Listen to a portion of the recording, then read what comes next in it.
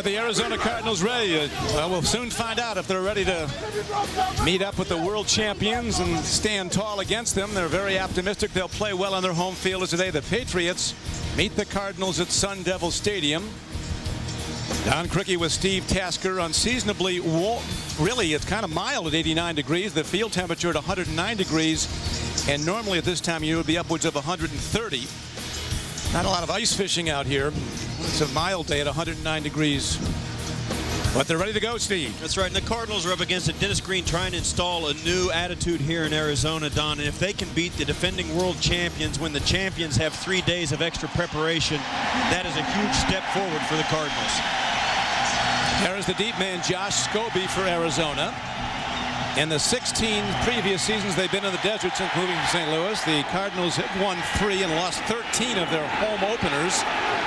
Here is Scobie, and he is taken on ball on the field, and the Patriots go after it. Looked like a Cardinal might have gotten to it. Cardinals maintain possession, so very nearly great field position for New England. And the opening kickoff is Scobie coughs it up.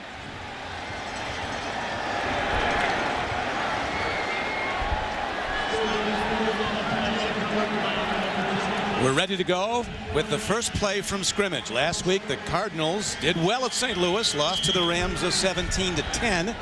We look now at the opening kickoff. Right away, the Patriots do what they do best, go right for the football. They just came up short recovering this. The Cardinals know if they want to win, they cannot turn this football over today. Emmit Smith, the NFL's all-on leading rusher, still has something left in his 15th season. He averaged almost 6 yards a carry last week at St. Louis. Got 7 on that play as Tyrone Poole knocks him out of bounds. Josh McCown, the young quarterback in his 3rd year starting for the Cardinals, has not thrown a touchdown pass either in the preseason or the regular season so far. Stepanovich, the rookie center from Ohio State, been playing very well. A huge offensive line. And of course, Emmitt Smith, the preeminent runner in NFL history with the most yards ever. 15th year as a running back in the NFL. Fake by McCown, a rollout, throwing on the run. He hits his tight end, and big Freddie Jones is ahead for a first down out to the 39-yard line. Ty Law gets him down, but it's an 8-yard gain, so on successive plays, the Cardinals gain 7 and 8 yards and get a first down. It's going to be crucial for the Cardinal offense to stay on the football field today and keep Tom Brady off.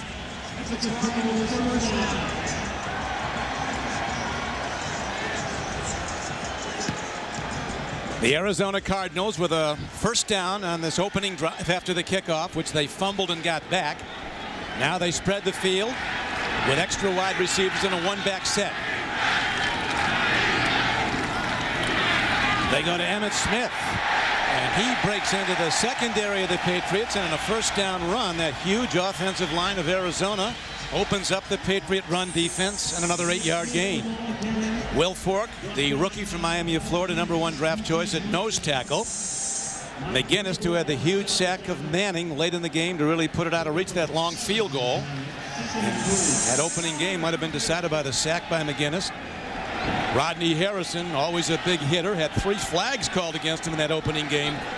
But he is a major component of a world championship team. Now on second down and a long 2. Patriots line blitzers. Here they come. McCown gets some time. He's very mobile. Makes a throw and a good breakup. Coming over to make the breakup was Tyrone Poole, the 10-year veteran, number 38. Got a great young wide receiver on this Arizona team, and Larry Fitzgerald. We'll see. That's Fitzgerald going for the ball. And you can't get it any better than that. Tyrone Poole playing it almost as though he's a big brother playing against a little brother, and Dennis Green trying to get the ball to his former ball boy in Fitzgerald. And Dennis Green has the job, as we said a little earlier. He's got to get this team, his Cardinals team, to try and beat the defending world champions, and the champions have 3 days of extra preparation. That is a tough road to hoe. And a tough down now for the Cardinals against this Patriot defense. They go to the run on 3rd and short and diving ahead, and apparently just short of a first down on 3rd and 2. Emmit Smith got about 1, and so that would bring up 4th down and less than a yard where they're spotting the ball and they're sending their punter out. Yeah, a week ago, the Colts raised some eyebrows in the Thursday night game against the Patriots and getting some yardage on the ground. The Patriots maintained they didn't really mind that because they knew the Colts would sooner or later have to throw the football. They don't know exactly what to expect from this Cardinals team, and that's been a problem for Belichick in his preparation. And now Troy Brown is back to return the punt. He'll field it at his 12. Taken down at the 15. Belichick not at all happy about his punt return game. They're still trying to find the guy. He says we haven't gained a yard yet. It's about time to start. 40-yard punt and just a 2-yard return.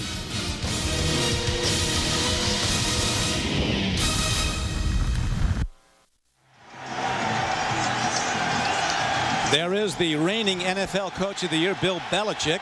See his record 8-3 with 9 days or more between games. He had 10 to get ready for this one. As Dennis Green said of Belichick, you know what you're going to see is something you haven't seen before. Told his players anything they get today they're going to have to take. They're not going to get anything. Here is Corey Dillon breaking into the open field and turning it up the far sideline. Dillon, who once ripped the Cardinals for 216 yards rushing in a single game, breaks a 17-yard gain on his first carry. And this is why they brought Corey Dillon here. This is what they missed a year ago. If the world champions can miss anything, Corey Dillon is a big back, make no mistake. But as you can see, the Cardinals defense is a defense that has a reputation of being able to run. But Corey Dillon is a big back that is fast. And that's the most surprising thing. If you haven't seen him play before, this is a big back who can outrun people. Well, he was at Cincinnati. Some thought he was the fastest player on the team. On first down, they go right back to Corey Dillon, a tackle breaker at 228 pounds. Another first down carry as he's out. Now they're going to spot him down penalty just short of the first down. He gets 9. As Quentin Harris and David Macklin get him down. Tom Brady with spectacular opening day numbers on September 9th. As he hit 26 of 38, 3 for touchdowns, a quarterback rating of 111.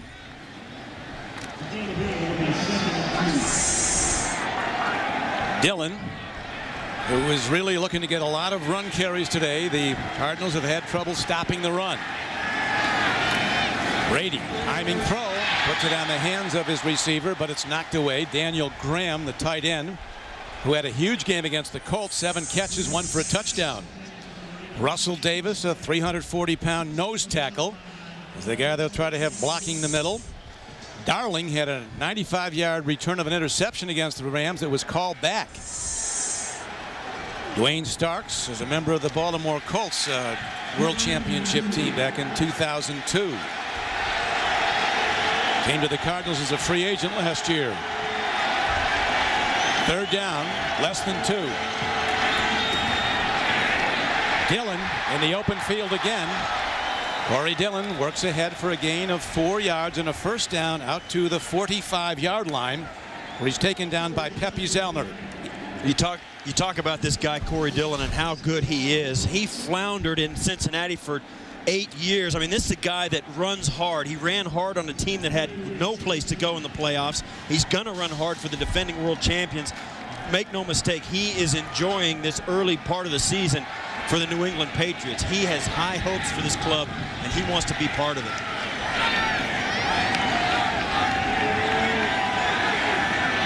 Blitzers align now for the Cardinals as the handoff goes again to Dillon. Looks to bounce outside. His preference is to run off tackle into people.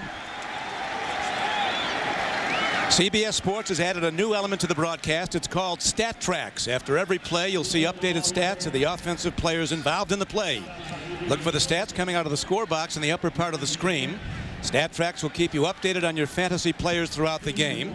Ronald McKinnon, the middle linebacker, made the stop, and he, of course, told us when we met with him on Friday, Steve, that they will not run. We'll stop that. Yeah, the Cardinals can run. They've got fast linebackers, and up front they're built to pursue. But thus far, Corey Dillon has had a good first quarter. 2nd and 9. Long ball. Patton going after it, but no one's close to it. As with a gusting wind at his back up to 25 miles an hour, the long ball by Brady is way too long. And that's as far away from his receiver as you'll ever see Tom Brady throw a football. You never see him miss a receiver that far, even if it is a 60-yard throw like that one was. Tom Brady is one of those guys, and the most impressive thing about him is when he's back there at quarterback, you don't feel like he needs to throw the football. He will. He can if you want him to.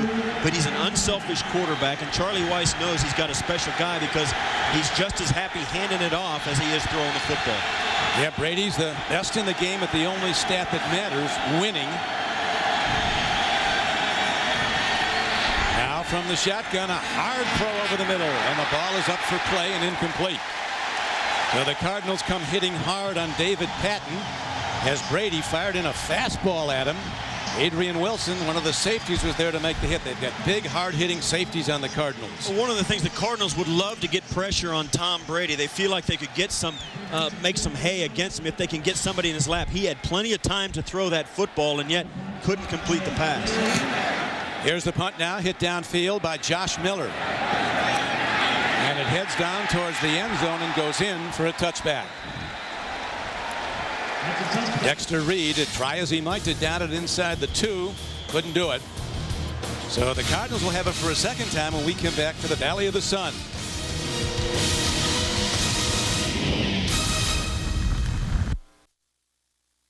The NFL on CBS is sponsored by Southwest Airlines, proud sponsor of the NFL and official airline of Super Bowl 39. Dr. Pepper and your Dr. Pepper bottler.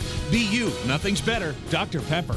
And by IBM, making on-demand business a reality for companies around the world. We're back to the Valley of the Sun. No score first quarter. The Patriots and the Cardinals. This field was the site of a huge upset last night as the Sun Devils of Arizona State routed number 16 Iowa 44-7. Now McCown looks to throw on first down. A hard throw on the flank is beautifully executed as the ball is completed out across the 30-yard line. Larry Fitzgerald, who caught 4 last week, all for first downs, makes the play.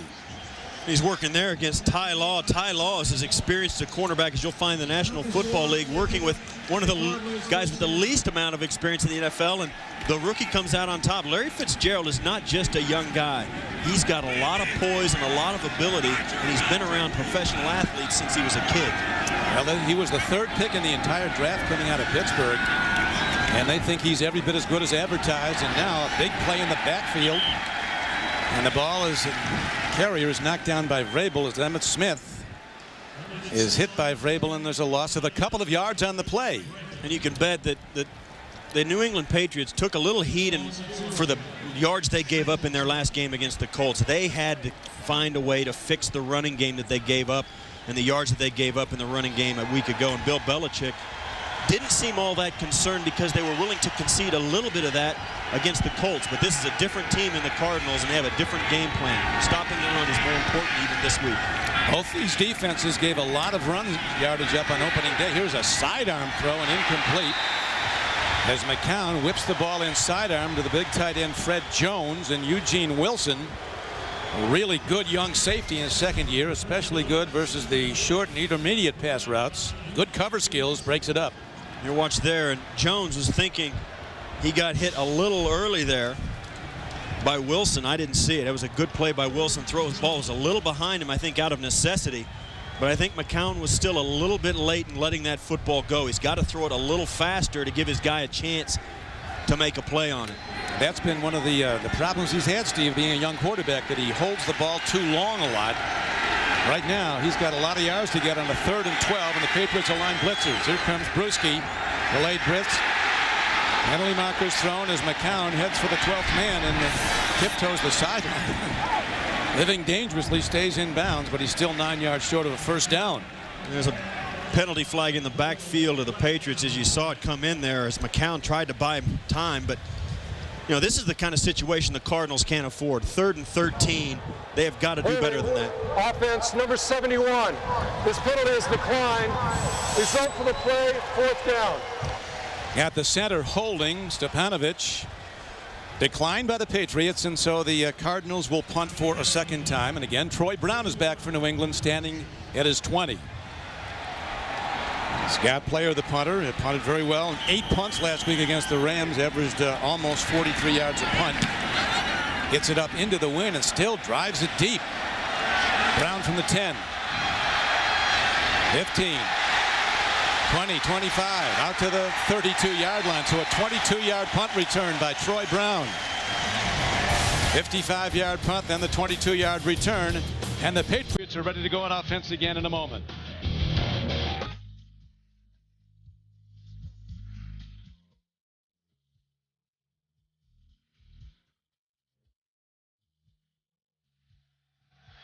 This is a day when we honor Pat Tillman and one of the countless brave men and women who have made the ultimate sacrifice in service of their country, the former Cardinal, as the Corey Dillon goes to the run and gains about 5 yards. Pat Tillman, of course, was a 7th-round draft pick of the Cardinals. Now to become a starter, set the single-season record for tackles, 224. And then gained even greater acclaim when he walked away from pro football to enlist in the Army in the spring of 2002. Pat was killed in the line of duty last April while serving as an Army Ranger in Afghanistan, becoming the first NFL to be killed in combat since the Vietnam War. Today, throughout the league, players on every team wear a sticker number 40 on their helmet in honor of Pat Tillman, an American hero. Incomplete throw. Looking at David Gibbons. There's a penalty marker down in the backfield. Yeah, they tried to get a little extra shot on Tom Brady, and if there's a quarterback in the National Football League you don't want to take an extra shot on, if there's a guy they want to protect, it's Tom Brady. Personal foul, rubbing the passer, defense number 51. Unnecessary roughness, came in late. 15-yard penalty, first down. The blitz was perfectly picked up by the Patriots, and that's a launch. Left his feet, hit him low, but you can't hit him. After that, he left his feet. That's a penalty. It's always going to be a penalty. And they're trying to you get the feeling this Cardinal team would like to get in Brady's head a little bit, get him a little uncomfortable in the pocket. They haven't done it yet. As anybody. It's a tough head to get inside. He's able to block out the world and concentrate. Here's a handoff, and Dillon again gets ahead for plus yards on a first down carry down to the 43-yard line. Monday, on an all-new Late Show, for the first time ever, Dave goes one-on-one with presidential candidate John Kerry. That's on Monday. And on Tuesday, Dave's got Dr. Phil right here on CBS. So far, Steve, Corey Dillon off to a good start. 6 carries, 40 yards. Brady's 0 for 3 throwing the ball so far. This is one of those seasons where that's a guy you got to cheer for, Corey Dillon. You saw him go 3-13 and 4-12 in Cincinnati. You kind of wish the best for him this season as a Patriot. Comes out of the backfield. Ball is thrown to him, and he has to make a diving catch for no gain. Again, pressure is on Brady. You know, you and I talked to Corey Dillon, and you hear this from a lot of guys. He came in and sat down, and we said, well, you're going to like it here in New England? He said, well, you know, I was in Cincinnati for all those years. And, you know, you always wonder, all the players wonder, is the grass really greener someplace else? And he answered it. What was it he said? He said, I got to New England, I found out it's pretty green. The grass is pretty green in New England. I've always loved the guy's attitude. So have you. I mean, he just got tired of losing at Cincinnati. We've had nothing but positive experiences with him. Brady lobs a beautiful throw. Moving quickly is Deion Branch. And Branch is very close to a first down. It looks like the spot is going to be favorable for the Patriots. Deion Branch, who had 7 catches, 1 for a touchdown in the opener against the Colts. And still, Tom Brady has all the time in the world. Finds Branch across the middle, and then it's up to Branch just to find a crease, just to get that first down. He does it, stays alive, and dives for the first down. But Tom Brady, in the time he had, just took, you know, it looked easy and let Branch make a play. That's a good quarterback. Brady knows if he gets it to the right guy, he's got enough room to make that first down. Well, every defensive coordinator knows Brady will go to a minimum of 8, maybe as many as 10 different receivers in the game. So it puts tremendous pressure on the defense the way he can check down. Now he can't do anything as they get the big rush. And coming hard is Ross Kalaji, a huge defensive tackle from Wisconsin. And Brady is sacked back at the 46-yard line of Arizona. Well, Arizona sends 6 guys after Brady, and one of them finally gets there. You see there, yeah, that's Adrian Wilson, the safety, coming up, getting in Brady's head, scared him off. They lost 8 on the play, and that's the kind of play the Cardinals have to make. We'll see if the Patriots can make plays against man-to-man coverage in the secondary. If Brady has time, you know this team can do it. Dennis Green said the formation that really troubles him was that the Patriots go with 2 tight ends and 2 wide receivers. Said out of that, Brady can throw so many things at you. It's so hard to defend. Here is a screen pass near side. And on the run is Patrick Pass, and he loses the ball. Ball on the field, up for play. Patriots might have gotten it back inside the 10. He did. Wow. And that's something you've got to take advantage of. Branch comes up with the fumble. Three Cardinals had a shot at it, and they all tried to get it. They hurried too much. You got to be relaxed when you're going for a fumble. You see, this is the great play. You see, that's Pass coming out, and he gets hit right on the ball, pops clean out, no question. It's a fumble. Now, just relax. Take your time, scoop the ball up, and they don't.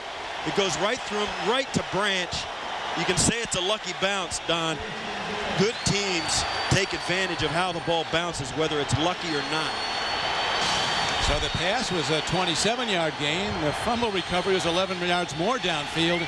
The Patriots are first and goal, and here's Dillon attacking down to the 5-yard line.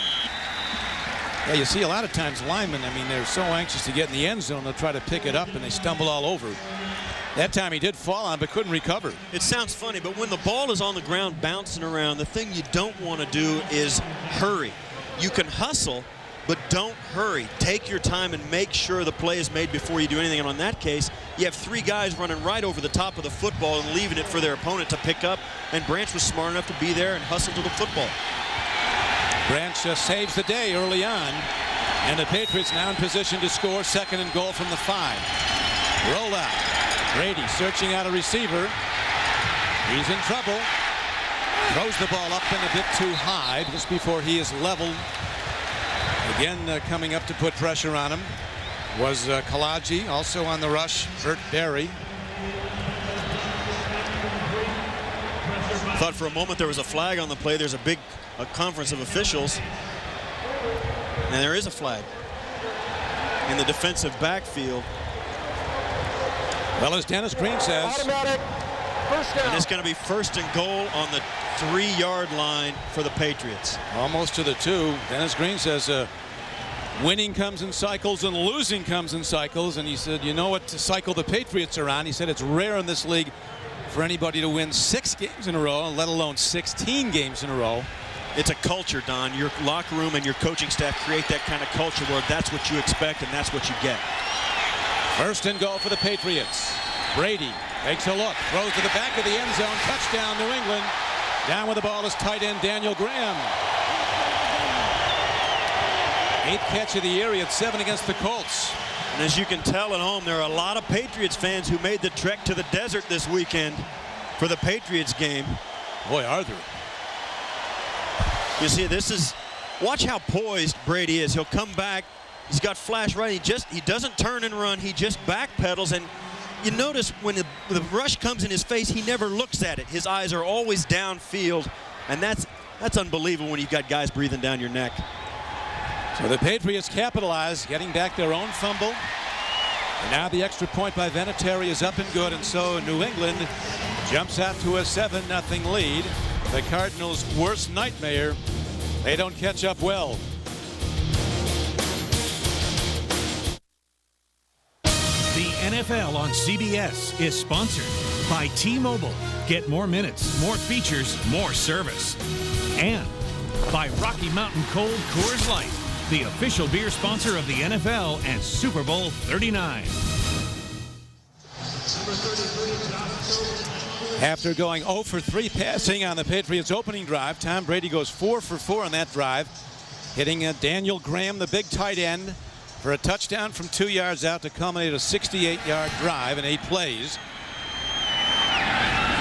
Kickoff is deep, and Scobie elects to bring it out. Protecting the ball. He's down to the 15-yard line, so he sets his team in deep field position. 85 yards from the Patriot end zone. The tackle by Bantakane. Now the Cardinals have to try to come back, and McCown's going to have to start throwing the ball more.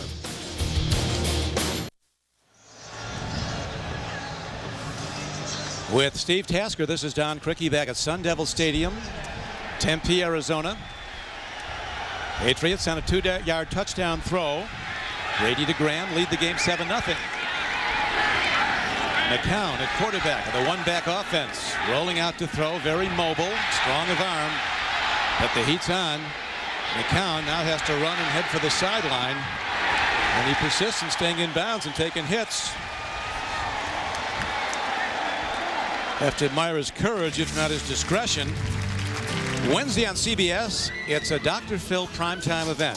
Think you know how your kids act when you're not around? You might be surprised. Plus a family that could be raising a serial killer. Don't miss the Dr. Phil primetime special, Wednesday at 8, 7 Central, here on CBS. Just remember this, Don. I act perfectly nice when you're not around. Okay. It's those 5 little taskers you got. Yeah.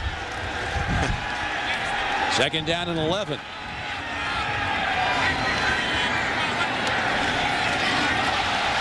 Oh, man, wow. You talk about a bad turn of events. He tripped on his center's foot, did the McCown, and all of it coming on a safety blitz was Harrison, and he was a sitting duck. Yeah, a couple of things came together for the worst for Josh McCown on that. Watch right in front of your screen. Rodney Harrison comes around, McCown trips, and bang, right in his face. You watch this, there's just nothing there to stop him. He's going to come in. Emmitt Smith takes the big guy, McGinnis, but he can't get both of them. Almost helmet to helmet. Rodney sends a message. We talked to him Friday, and he said our game plan is we're going to stop their run, that they won't run. Yeah, and when in doing so, it even means that they may go man-to-man on the outside and challenge the receivers of the Cardinals. We've seen a lot of man-to-man early on by the Patriots, and you can bet we're going to see more of it the way things are going defensively in this series. Right now, the Cardinals in some disarray on offense have to signal for and get a timeout to give their young quarterback some counsel.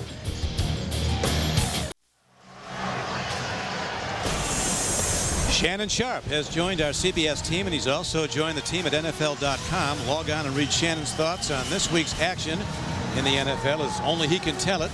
It's all at NFL.com or at NFL on AOL. If you watched NFL Today, you heard Shannon say he would rather die in an abandoned building than play for Tom Coughlin in New York. Without his family knowing where he was. It's a strong statement.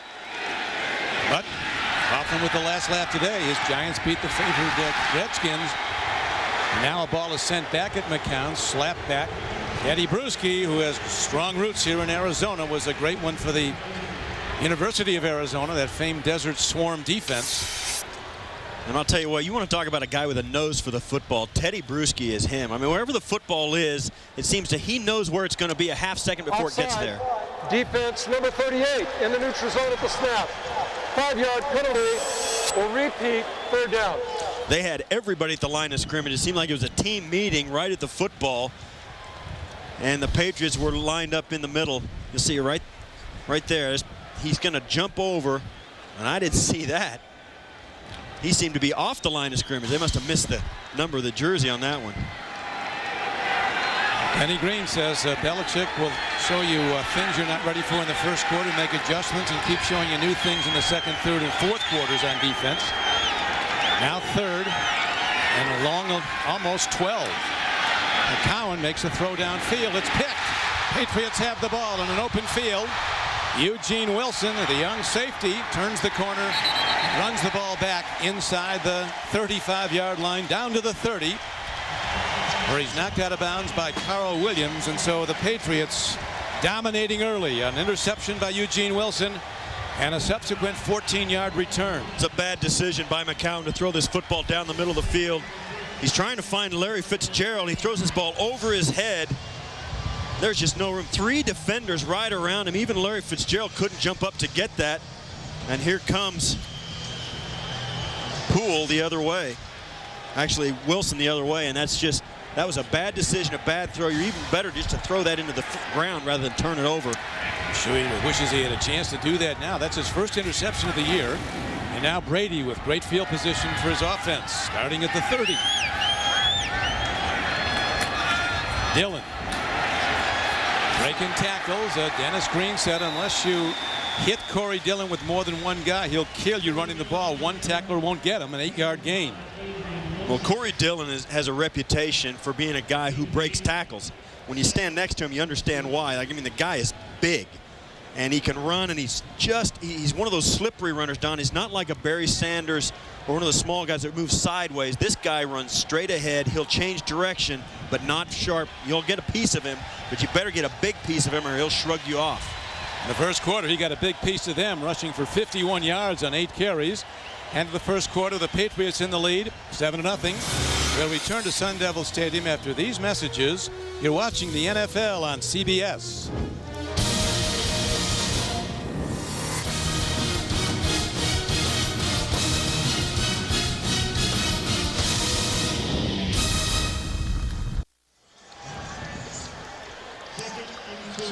Back and ready to start the second quarter at Sun Devil Stadium. Tom Brady with his team, second down in the long 2. Leading 7-0. Dillon again, more plus yards. They can't stop him. Dillon, hammered from behind, is pushed forward for another 2 yards. And it's first and goal for the Patriots at the 9-yard line. Dansby, a rookie backer from Auburn, gets him down. But that was a 13-yard gain and 64 yards rushing now. Corey Dillon's the perfect back for this type of game, Don. You get a lead, you're on the road, and you just use him like a hammer. It's an old cliche to say a back is a hammer. He's like a chrome-plated sledgehammer. Not only does he get the job done, he looks good doing it. And this offensive line is playing extremely well. They're being very patient in every phase of the game, pass and run, and Corey Dillon is going to get the ball a lot. He's getting it a lot today. He's run 9 times for 64 yards. This time they cut him down for no gain. It'll be second and goal from the 9. Dillon with tremendous rushing numbers. He averaged 5.7 a carry in the opening win over the Colts. He's averaging 6.5 yards, almost 7 yards today. And this is where the Cardinals are going to be looking around. They're saying, listen, we've got to stop the tide right now because they are not built, as you mentioned earlier, to catch up. They are not built to come from behind. They've got to stop the Patriots and find a way somehow, some way, or this game will get out of hand on them. Now they've got a problem. 5 wide receiver set, an open backfield for Brady. He can usually find the guy before you can get to him. Here comes the rush. Brady steps in and dodges the rush, makes a throw. Hit ball twice and incomplete. There is a penalty marker down where Brady was hit. It's against the Patriots. And you see there the poise of Brady. I mean, this guy has a guy hanging around his neck, shrugs it off, still keeps his eyes down the field, doesn't cut and run, tries to find a receiver and almost completes the pass. And that's really frustrating for a defense. I mean, this team was pounding away with Corey Dillon, pounding, and all of a sudden they show up in 5 wideouts and no back, and you're thinking, wait a minute, now what? So referee Corretti. Illegal use of the hands, hands of the face. Offense, number 70. 10-yard penalty. Repeat, second down. Adrian Clem called for hands to the face, so that sets the Patriots back. You see out here at left tackle, he comes off and he gets his hands up in the face. He's pulling the face. Yeah, you're going to call that. And, you know, so much goes on in that offensive line, Don. It's almost, you almost don't want to talk about it. It's that bad. Second down now and goal from the 20. End zone throw, open receiver, but Patrick Pass can't get to the ball. The fullback pass comes out of the backfield, and the ball leads him by about a yard too much. You know, Brady let this one go, and then he just looked at the ground and walked off. He missed, fired it, and you'll see this is a fullback running the corner out. Watch Brady throws it, and he just drops his head and walks away, and you figure, golly, how does a guy get that open? And that's why this Patriot offense is so difficult to beat. You got a lot of guys who can do a lot of things. A fullback running a deep route just doesn't happen for most teams. And now we have a break in the action as one of the Cardinals is down. So he's being attended to. We'll have this timeout.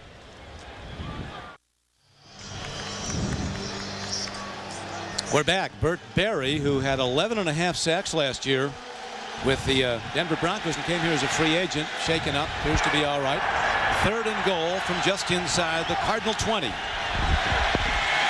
Brady standing in, makes a throw, open receiver, touchdown Patriots. Again, he goes to his tight end Daniel Graham. On a crossing pattern, he's left uncovered. Officially a 19-yard touchdown throw, and the Patriots go to a 13-0 lead. Don, that's the identical play that they just missed completing to Patrick Pass on the other side. And Graham comes up, runs the identical route. This time Brady doesn't miss. and the Cardinals missed the coverage once again. The same route, 2 different ways. It was open both times. And Tom Brady giving 2 tries at a pass like that, he's going to hit one of them. And he just hit it for his 5th touchdown pass of the season. Vinatieri is up and good with the extra point.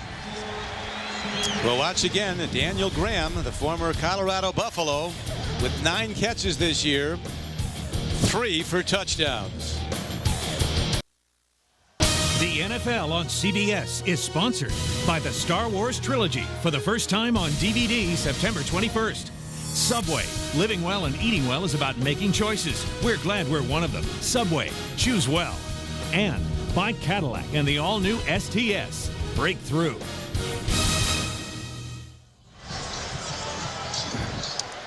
Tom Brady searching out the open man, finds Graham again for a second touchdown throw. And now Scobie bobbles the kickoff, finds a gap and breaks it. And takes it out across the 25-yard line, out close to the 28 before Larry Izzo gets him down. So an early bobble results in a 28-yard return. Monday on CBS, it's a season premiere so intense, one CSI investigator won't survive it. CSI Miami, Monday at 10, 9 Central on CBS, America's most watched network. See the scoring drive. It happened fast. This is the key thing. Dillon, 3 rushes for 21 yards. It seems like when they need him, he can turn it on and get it, and that's a huge advantage for the Patriots in the early going here. He's rushed 10 times today, has Corey Dillon, for 64 yards. And Emmett Smith trying to pick his way, and all he finds is 345-pound Vince Wilfork. Well, teams saw the Patriots play that opening game against Indianapolis, and they gave up a lot of yards on the ground. And we talked to Belichick and some of the defenders and said, you know what, we did that because we doggedly would not put 8 guys in the box against Indianapolis. We wanted them to run the football against us because if we put 8 guys in the box, Marvin Harrison would have beaten us quickly. So this week, they're not averse to putting 8 guys in the box if they need it. They haven't needed it yet. Almost another pick as McCown tries to fire a quick flat pass. And while we have a moment, that was Larry Fitzgerald. Incomplete. Let's go to Greg Gumbel now in New York for the Bills and the Raiders. Raiders on the board. All right, Don, 2 teams looking for their first win of the season. Rich Gannon looking for and finding Ronald Curry behind the secondary. 43 yards in the touchdown. The Raiders with the extra point lead at 7-0 second quarter. Don and Steve, back to you. Thank you, Greg. The Bills coming off improbable last-second loss on their home field when they seemed to have it won last week against Jacksonville. Now in serious danger of starting 0-2. Somebody said it ain't over till it's over. He was right. Which one is that? This one or? Here now rolling out is McCown, and he is just absolutely outmatched by the Patriot defense. Totally discombobulated, doesn't know where to go. Starting to look at the rush. He's looking at one guy, Larry Fitzgerald, the rookie, but all he saw was Dan Klecko and Vrabel ready to sweep him under. McCown couldn't even get back to his drop before he had 3 Patriots right in his face. He ran for his life and just got rid of it. That is not a good sign for the offensive line of the Cardinals. Troy Brown, who had a 22-yard punt return the last time, back again. Ball put up high in a gusting wind from the 29. Brown turns wide, and he'll lose 3 or 4 yards. So the 43-yard punt and a 3-yard loss on the return. Dansby was on the tackle.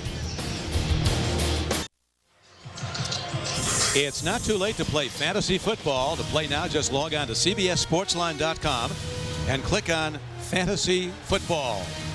Patriots getting it back on a punt. Ready to go back to work with that 2 tight end, 1 back formation that Green says is so tough to defend. Brady pointing to a possible blitzer stepping in, making sure his linemen know who to pick up. Hand off to Dillon. Nothing happening. No gain. Macklin comes up along with Carlos Dansby. Dansby, a rookie from Auburn, making a lot of plays. 58 and 27. Macklin, the former Colt, who came out here as a free agent. And it's the first really spark of life we've seen out of the Cardinal defense, stopping Corey Dillon for a loss on that play. And you got to wonder, had to make some defensive adjustments, and there's the difference. Corey Dillon's got 64 yards by himself. Arizona, all told, has 34. There's a timing throw in the flat. Breaking it is David Givens. He's ahead for a first down as he's out of bounds outside the 40-yard line of the Patriots. A 14-yard gain. David Givens, who had 4 catches, averaging 20 yards a catch in the opener against the Colts. This is what a quarterback absolutely loves. Throw the ball out there, let your guy break a tackle, and you know this all goes on Tom Brady's statistics, but he has receivers, and you talk about the receivers that other Patriots, they're all kind of alike. I mean, they're able to catch the ball in traffic, break a tackle, and you know, it gives Tom Brady a sense of continuity with the whole core. They're all exactly alike. He has confidence in all of them. And he finds them all. He checks down to everybody.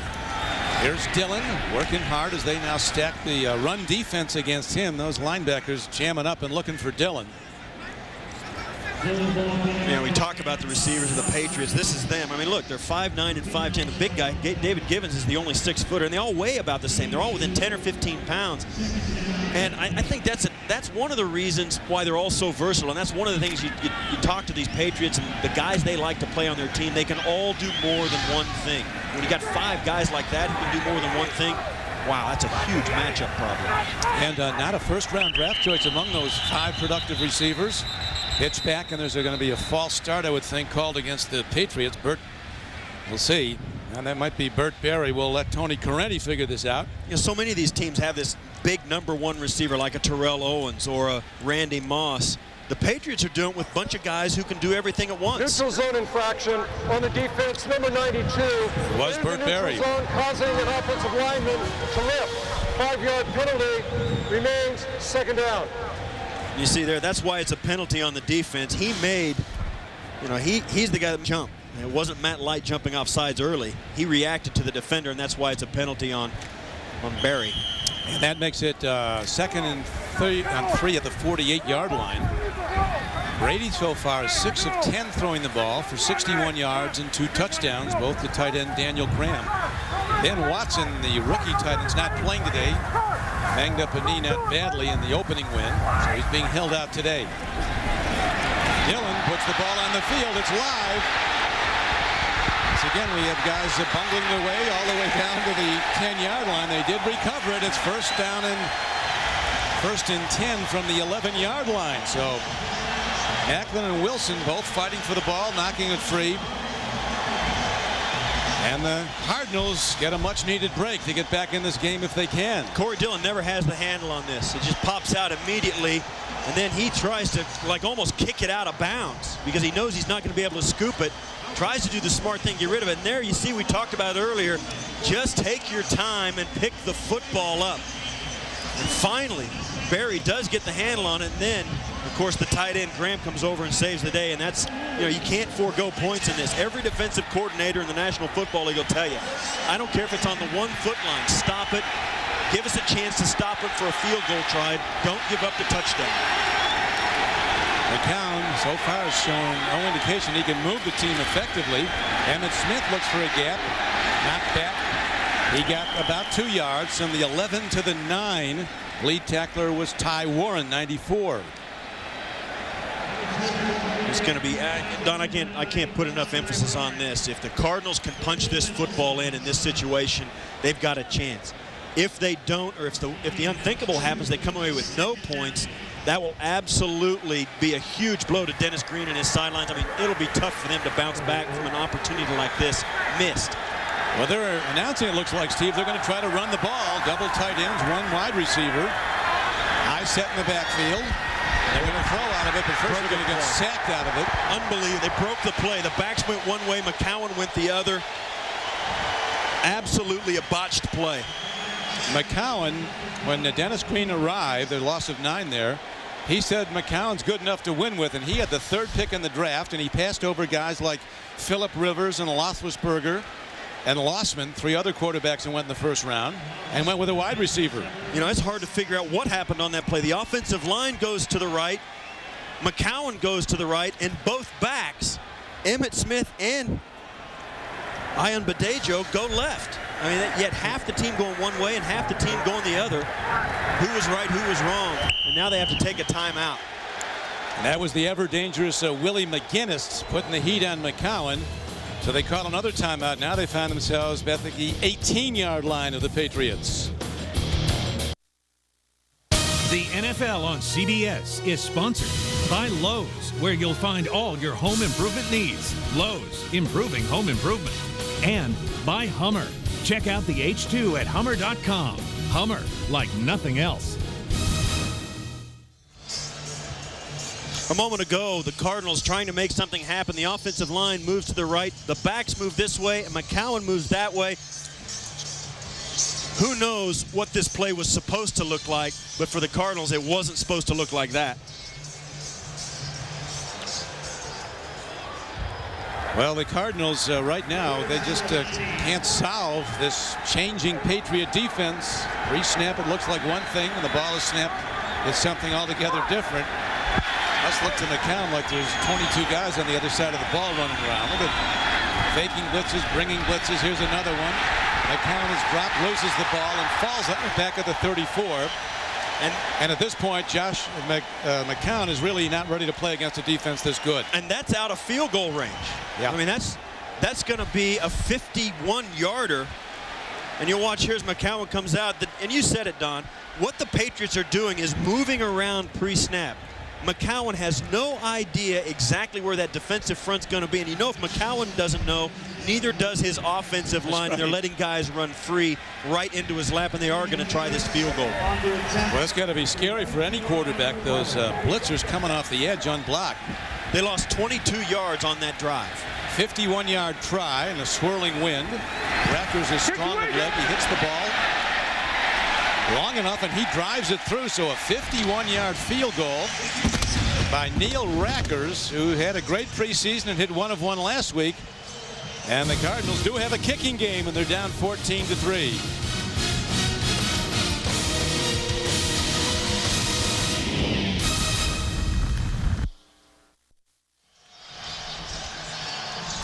We're back as Josh McCown looking at some printouts. Guys drawing stuff for him. Nothing can solve a defense that he hasn't got enough experience to handle yet. So far, the Patriots have 118 total yards. The Cardinals have 12. Bethel Johnson, who averaged 28 yards a kickoff return last year as a rookie, second best in the NFL, brings it out to the 26. A marker comes in.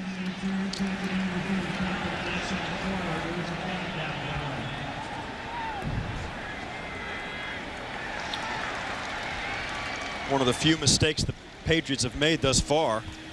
We'll send them back inside their own 20-yard line, and there's Bill Belichick. I mean, let me tell you about Bill Belichick. You were there when we sat down with him, Don, on Friday. He comes into the meeting.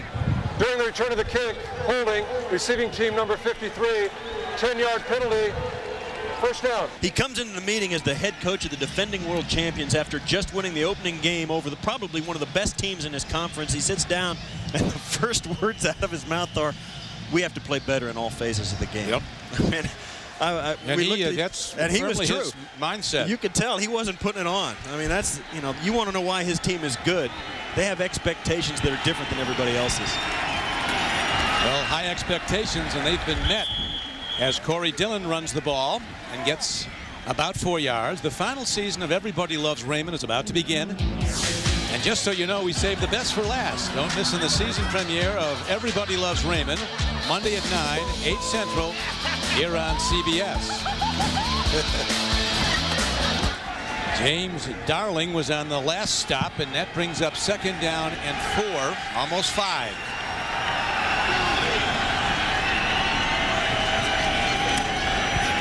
Brady pump fakes, puts up a timing throw. It's up for a pick. They intercept. Macklin picks it off. So now the Cardinals get a pick off of Brady, a lofted ball, and Brady was hit hard after he released the ball. He was looking at David Gibbons, but Macklin, with good man coverage, goes up and gets it. And this is what the Cardinals wanted to do. They've got to get pressure on Brady. He had to let this go with a pump fake. He had no choice. He couldn't pull this ball back because he had a guy in his lap. He was looking for help from Gibbons, maybe to knock this ball away. Watch as he throws this. He's got to get rid of it. He has no choice. He doesn't want to take the sack. And he threw it up for grabs and needed a little help, and he couldn't get it in that situation. So for the first time, the pressure finally that they were able to get paid off for the Cards. To the run, Emmit Smith weaving his way inside the 40 down to the 36. A phenomenal contributor in his career, a guy who was 8 times a Pro Bowl player. Emmit Smith, the former MVP of the league, former MVP of the Super Bowl, a first ballot Hall of Famer. And they say maybe his greatest attribute is his leadership in the locker room when he was with the Cowboys and here. Yeah, a lot of great players don't have that reputation, but Emmitt Smith was beloved by the guys he played with. And there's only one way to do that, Don. You show up every day and you work hard. And that's the one way to earn that kind of respect in this league, and he's done it year in, year out. Belichick says he's produced at every level. He was a great high school player, great college player at Florida, and the all-time leading rusher in the NFL. Every season, every place he's been, he's a producer. And you hear people talk about him saying this may be his last season and maybe he shouldn't have held on. Maybe he shouldn't have signed with the Cardinals 2 years ago. But when you have a player like Emmitt Smith and everybody thinks, well, it's time for him to retire, you know, they're asking the guy to do something that's against his nature. I mean, these guys play and they're great because they do not quit, ever. So when it comes to the end, you can kind of forgive him maybe if he wants an extra year. Well, he's playing because he loves it. He's extraordinarily successful off the field. Here is McCown on the run, tucks the ball in, gets to the 35-yard line, and that brings up another 4th down. So here comes the field goal team. And this is going to be another long attempt. Real long. How about this is going to be about 52. 52, and he hit the last one, had plenty of leg, and they have the wind at their back. Yeah, the wind has switched. The wind was going the other way before the game. Now it's at the back of the Cardinals. A 52-yard attempt for Neil Rackers, an ex-Cincinnati Bengal. He can kick it far, no question about that. Spins it up. Does it have enough? It does. Rackers with a sensational day. 3 for 3 on the year. 2 field goals today, both over 50 yards. Giving the Cardinal fans something to cheer about as they cut into the Patriot lead 14-6. Next Saturday, the Home Depot SEC on CBS puts on the Crimson Tide and the Arkansas Razorbacks. It'll all begin with Tim Brando and Spencer Tillman on TIAA CREF College Football Today. It's coming up next Saturday. As right now, look at the Bama. They won big last night. Arkansas, a lot of crimson on that field. A lot of great football in the college ranks yesterday. Also happen to notice that Northwestern University beat the University of Kansas. They did. Yes, they did. Congratulations. You're a former Wildcat. My alma mater finally beat my wife's alma mater. Also distinguished yourself with the Dodge City Conquistadors. Yes, I did. Dodge City Junior College and the Buffalo Bills, 7 times a Pro Bowler. You'll laugh, but one of the teams that I played against was the team that Corey Dillon also played against. Corey Dillon, product of the community college ranks out of Garden City. A lot of good football players down there, and that's an impressive stat right there. 2 over 50 yards. Yeah, that's real impressive. I mean, you need a guy like that to win. Rackers booms the ball deep into the end zone. F.L. Johnson cautioned not to bring it out. And it'll come out on a touchback to the 20-yard line. So 5:13 left to play in the first half. Coming up on the Nextel halftime report, join Greg, Dan, Shannon, and Boomer for all the latest NFL scores and highlights. That's all coming up on the Nextel halftime report. Cardinals in the game thanks to their place kicker and the turnover. You know, at this point, just before halftime, Don, you watch as these players take the field. The Cardinals are still jogging out to their huddle. Now the Patriots are kind of walking around. They take their time to get to the huddle. They're really turning down the volume on their hustle in between plays. Brady looking to air it out on first down, and over the middle throw. He hits his receiver in mid-stride. And David Patton is all the way out to the 43-yard line, a gain of 24 yards on the play. Wilson and Macklin bring him down. And this is another one of those wide receivers. This is Patton on the outside, comes underneath the clear out route by Troy Brown. And it's a basic principle. You get one guy to go, the defense goes with him, and then right underneath him you bring your other receiver. There's always a void there. Temperature going down. It was 109 on the field at kickoff. And as we said at the outset, that is almost cool for this time of year. It's normally over 120 on the field in September. Handoff, a driving run by Dillon, takes the ball to the 50, and a first down carry. He gets 7. Watch this Corey Dillon. You want to talk about patience. He comes in, takes the handoff, and watch where his right hand is. Right in the middle of the back of his offensive guard there. That's Joe Andruzzi. And he just follows him in, and you run in the wake of the big boat behind you, in front of him. And that's just a back that's being patient, and he's a huge back. It's like trying to tackle 600 pounds. A workmanlike day as they pound Dillon again on a 2nd and short. He gets about 1.5 yards. Dillon averaging over 5.5 yards a carry today. He's getting the ball a lot. 16 carries, 79 yards. Every time you talk about a running back, it starts with his offensive line. It's interesting, the Patriots are the only team I know of that when they get into a game like this, they play 7 offensive linemen. They play every offensive lineman. You hear about defenses platooning, but one of the things the Patriots do is they play extra offensive linemen to give their guys a chance to keep fresh. And on 3rd and short, Brady calls his own number, digs in behind center Dan Copen, and drives ahead for a Patriot first down. Darnell Dockett was the tackler, rookie from Florida State, who they think could be the defensive rookie of the year. They got him in the 3rd round. He, as a junior, was projected as one of the top guys to come out. Slipped a little bit on his performance that year, but they think he could be a great player, over 300 pounds.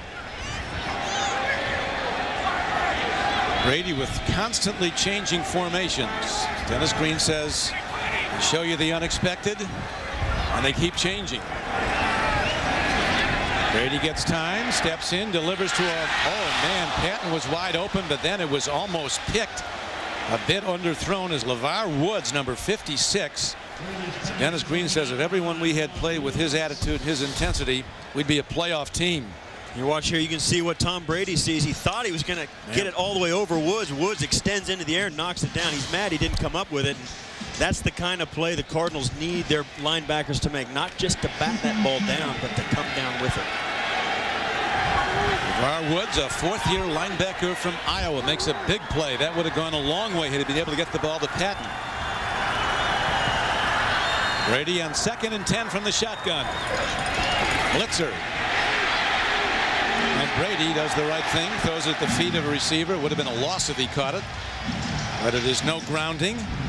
That's an illustration not only of Tom Brady, but it's also an illustration of a smart play. I mean, Tom Brady comes out, the play's shut off from the very beginning. The Cards have the right defense called at the right time, and Brady, just as calmly, as cool as you can, moves out of the pocket and throws it at the feet, doesn't shake his head, nothing, just walks back to the huddle and calls the next play. I mean, that guy, he's got such poise and confidence, it doesn't faze him. He has an amazing ability to respond to pressure. The pressure came that time from LeVar Woods. He's all over the field. He came in a blitz that time. 3rd and 10. A lot of time. Patrick pass. Turns it up. He's short. Pass will be 2 yards short of the first down as he advances the ball to the 37. See what Belichick elects to do now as his kicker will be going into a gusting wind. I think they're going to let it get to the 2-minute warning at least. Yeah, that's what they're going to do. Let it get down to the 2-minute warning. Smart play by Bill Belichick, and then they'll run their punt team out. So the 2-minute warning is given. The Patriots continue to lead the game 14-6.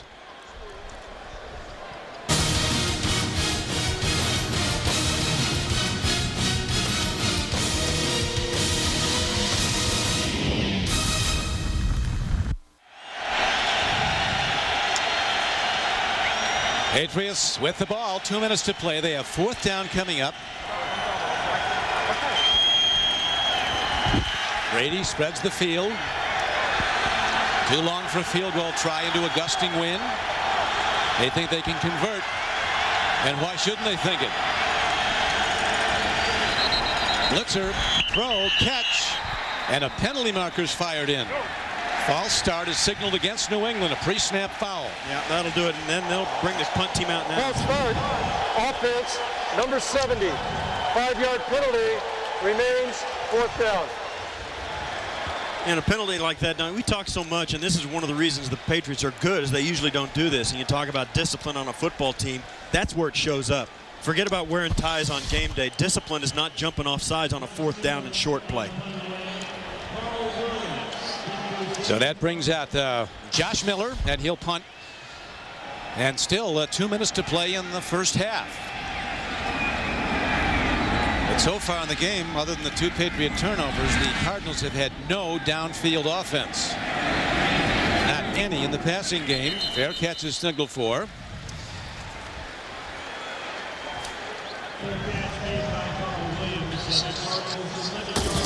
Next Sunday, the NFL on CBS rolls out regional action featuring David Carr and the Texans going against Priest Holmes and the Chiefs. Meanwhile, the Browns battle the Giants, or the Chargers take on the Broncos. Check local listings beginning with Greg, Dan, Shannon, and Boomer on the NFL Today. You talk about, penalties that sometimes mean one thing and not another. The Patriots had that first down picked up, and the illegal procedure penalty made them punt the football away. So it goes from being maybe 3 points, maybe a touchdown for the Patriots, to giving the Cardinals a chance to score in the 2-minute drill before halftime. One little penalty can have a huge effect. Another turnover can have a huge effect. We'll see if McCown can get his team downfield protecting the ball. That time he throws for a 10-yard gain as Lon Pfeiffer come in on the play. Carl Williams makes the catch. The 2-minute offense. McCown is from Sam Houston State. Third year. He was a third-round draft choice. Now he stands in on the run. His brother is a backup quarterback with the Browns, and he throws it away, stopping the clock. 1:23 to go in the half. McGinnis putting pressure on. Sometimes you think you've seen the Cardinals struggle offensively, and Dennis Green knows. I mean, he's over there with his hands on his hips, and what they're thinking is, sometimes in 2 minutes, something like this could snap your offense out of it. You see something you like, and all of a sudden they get into a rhythm and they have a little success before halftime, and it'll be enough to give them some motivation and some things to look at in the second half that they can take advantage of. Sometimes a 2-minute drill is like changing pitchers in a baseball game. Well, McCown has to be very wary because the Patriots have been in position to defend his downfield throws. He is a nervous guy. They come now with man coverage. Here comes the rush. Brown stands in, fires near side, makes a connection for a first down to the 37-yard line. Crossfield throw to Bryant Johnson, who was a #1 pick out of Penn State last year. The Patriots just rushing 3 guys. They dropped everybody else into coverage, and you can bet you'll probably get something different here.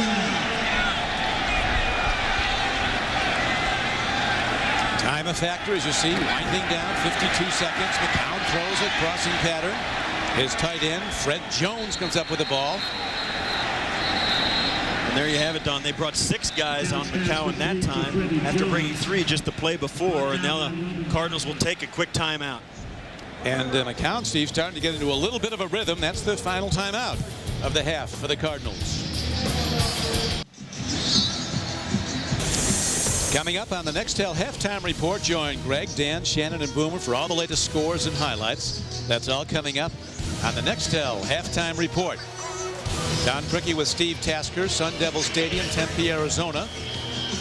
And young Josh McCown trying to get something going now with time working against him. You see, 46 seconds to play in the half. Already hit 2 50-yard plus field goals, so they don't have as far to go as you might think. Something's going along to Larry Fitzgerald soon. If he can set his feet, he's got an open track to run. Across the 50. Ooh, that's going to be a late hit. Harrison gets him just as he crossed the boundary line. 12-yard gain on the run. There'll be 15 more on top of that. Yeah, it'll get you in field goal range. And it may get you a fine too, even though he went low. Personal foul, unnecessary roughness, late hit out of bounds, defense number 37. 15-yard penalty, first down. Yeah, and that's not something you like to see. Rodney Harrison going low on McCown, and that's Rodney Harrison has a kind of a reputation for being that guy that'll go a little bit extra on a play. That was a little bit beyond extra. No question, Rodney tends to play on the edge, but plays very well. It's a good thing he did that on the Patriots sidelines. He might not have got out of there if it was the Cardinals sidelines. He's an enforcer. Every receiver is very wary about going over the middle. You meet him, he's a very impressive young guy. We asked him about his play. He said, I play aggressively. That's how I learned to play the game. That's how I play the game. And here is a sack by Vrabel way back at the 45-yard line. That's the 5th sack of the day of McCown. That's one of the reasons the Patriots are so good. They have guys all over their roster who can come up with a play at a crucial time, and Romeo Crennel and Belichick put them in a position to make those plays. There's another sack who gets the ball away, and it's intercepted. It caroms off the hands of receiver Carl Williams. Now is there a marker down? Yes, there is at the line of scrimmage. It's going to be offsides on New England. McCown's got to be saying to Steve, what about this football business? Yeah. Is this the best business? By far. Particularly when you're sitting up here. I don't know how you feel about it. You've been down there in this league. This is better up here than it is down there. It's just amazing to watch this Patriot defense unfold. Defense, number 93, in the neutral zone at the snap. 5-yard penalty. Repeat, second down. And there's no missing it. It's right here. He goes with the football when it goes, and you see he just got out of there a little early, and that's why he's in McCown's lap. Might be the best defensive lineman in the NFL, Richard Seymour. One, the scouting service has him rated in the top 5 players in the NFL at any position. That's high. And here's a nice little try here. We had 2 already from over 50. Here's a 58-yard field goal. This guy's going for bonus today. Are you kidding me? Well, he hasn't had enough to hit it from 58. Well, his career long is 54. So Rackers has been the one shining light from a production standpoint on the offensive side with 2 field goals of over 50 yards. I don't disagree with him trying it, but I'll tell you what, right now, Don, Neil Rackers is not going to hit this kick. 58 yards. You need a gun. You've seen the future, and you don't think he's going to make it. There he is trying a 58-yarder earlier today. Did that go over? That made it. Let me tell you something. He's not kicking the same football now that he was kicking in warm-ups. The ball that they kick in the NFL is fresh out of the box. It's like kicking hard as a rock. It is a rock.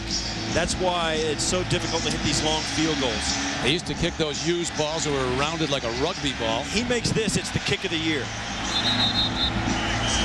Until Adam Vinatieri kicks one in the field in the Super Bowl again. Now we have a delay, and let's see what Tony Correnti says. Patriots took a timeout to ice the kicker, just in case. Did they take a timeout? Tell you, Rackers seems like a happy guy out there getting these long chances. As a kicker, I've heard these guys say it. All you do is you kick this ball before, kick it again. Don't worry about the pressure of the situation. Just kick it. Blocked. Yeah, they got a piece of it. Skips into the end zone. And with just 4 seconds left to play, the ball turns over to New England. Of course, in a long miss like that, you get the ball at the spot. That's going to be at the 48-yard line.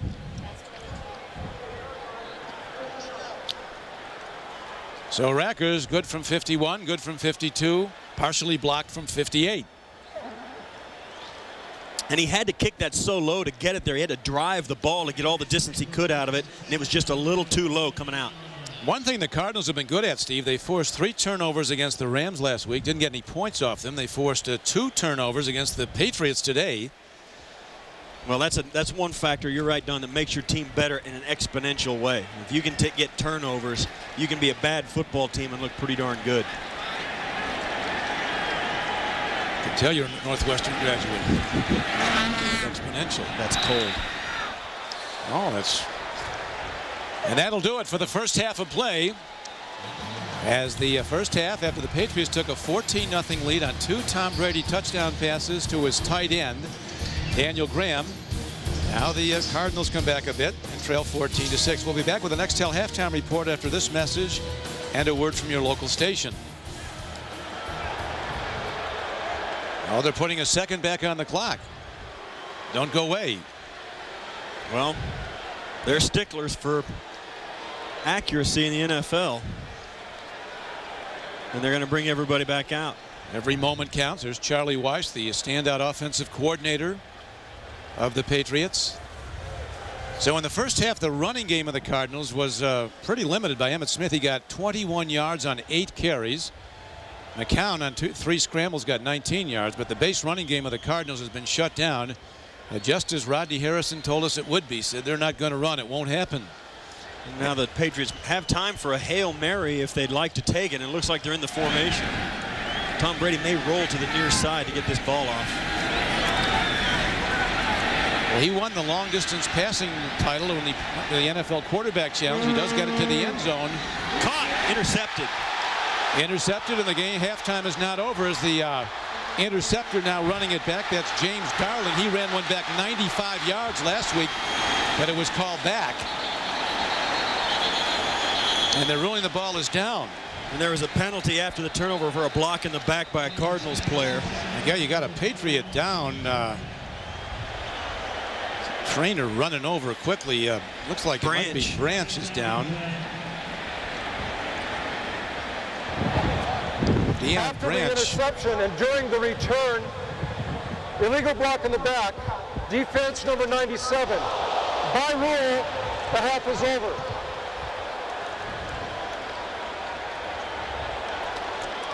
And here's the play. They're going to try and tip it. And that right there, of course, is David Givens trying to tip it. And there's the carom that goes into Darling's hands. And you'll see the block right there as it comes into your screen. Oh, man.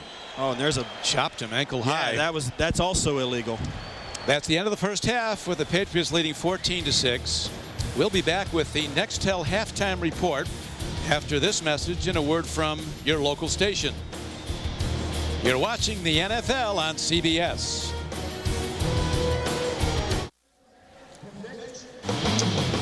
Back at the Valley of the Sun, it's the halftime score. New England 14, Arizona 10. The NFL on CBS will continue after this word from your local station. You're watching the NFL on CBS.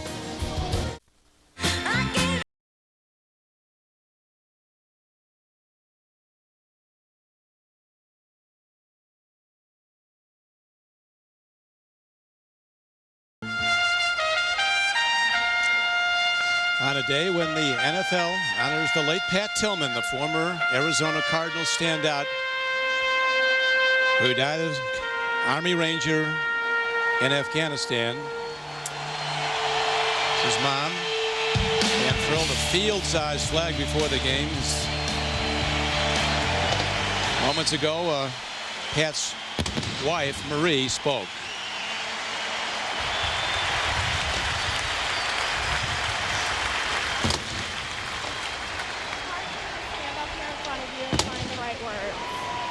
I know that Pat would want to thank all of his fans and the people of Arizona for all the support that they gave him throughout the years. I also want to thank all of you for the continued support that you've given me and the family during this very difficult time. It really helps us knowing that his spirit and his memory live on in all of you. Thank you. Pat Tillman, as I'm sure you're aware, was killed in the line of duty last April while serving as an Army Ranger in Afghanistan. Shortly after his death, the Cardinals announced that it was retiring Pat's jersey number 40 and that the perimeter area surrounding the new Cardinals Stadium, scheduled to open in 2006, would be known as the Pat Tillman Freedom Plaza. There's his dad, Pat, one of the 1.4 million Americans, men and women, in uniform military service. There are another 1.3 million in reserves, and every one, all 2.7 million, are like Pat Tillman volunteers.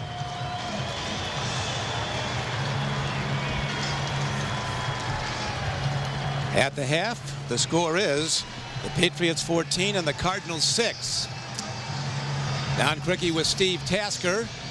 An interesting day in the Valley of the Sun. It looked like it was going to be a blowout as the Patriots jumped out to a 14-0 lead on 2 Brady touchdown passes to Daniel Graham. And then a couple of unlikely turnovers got the Cardinals back in it. That's really what has kept the Cardinals in this game, plus a couple of long field goals from Neil Rackers, which were sensational, 51 and 53 yards. The Cardinals have not given up on this, and you're right, Don. It did look like it was going to get out of hand in a hurry, but the Cardinals have battled back. Dennis Green is trying to turn this culture around. They have yet to play better on defense, and they've got to do better if they're going to win this football game. Offensively, they've done nothing. Well, the Cardinals have to get the ball downfield more. Their young quarterback, Josh McCown, is absolutely perplexed by this changing Patriot defense, which gets every quarterback, let alone a guy only starting his 5th NFL game. They've gotten 2 interceptions from Brady, and that in and of itself is a small victory for this Cardinal defense. They're going to have to do more to get pressure on him to make sure that he doesn't have a big day against them. And Corey Dillon has been the difference in this game.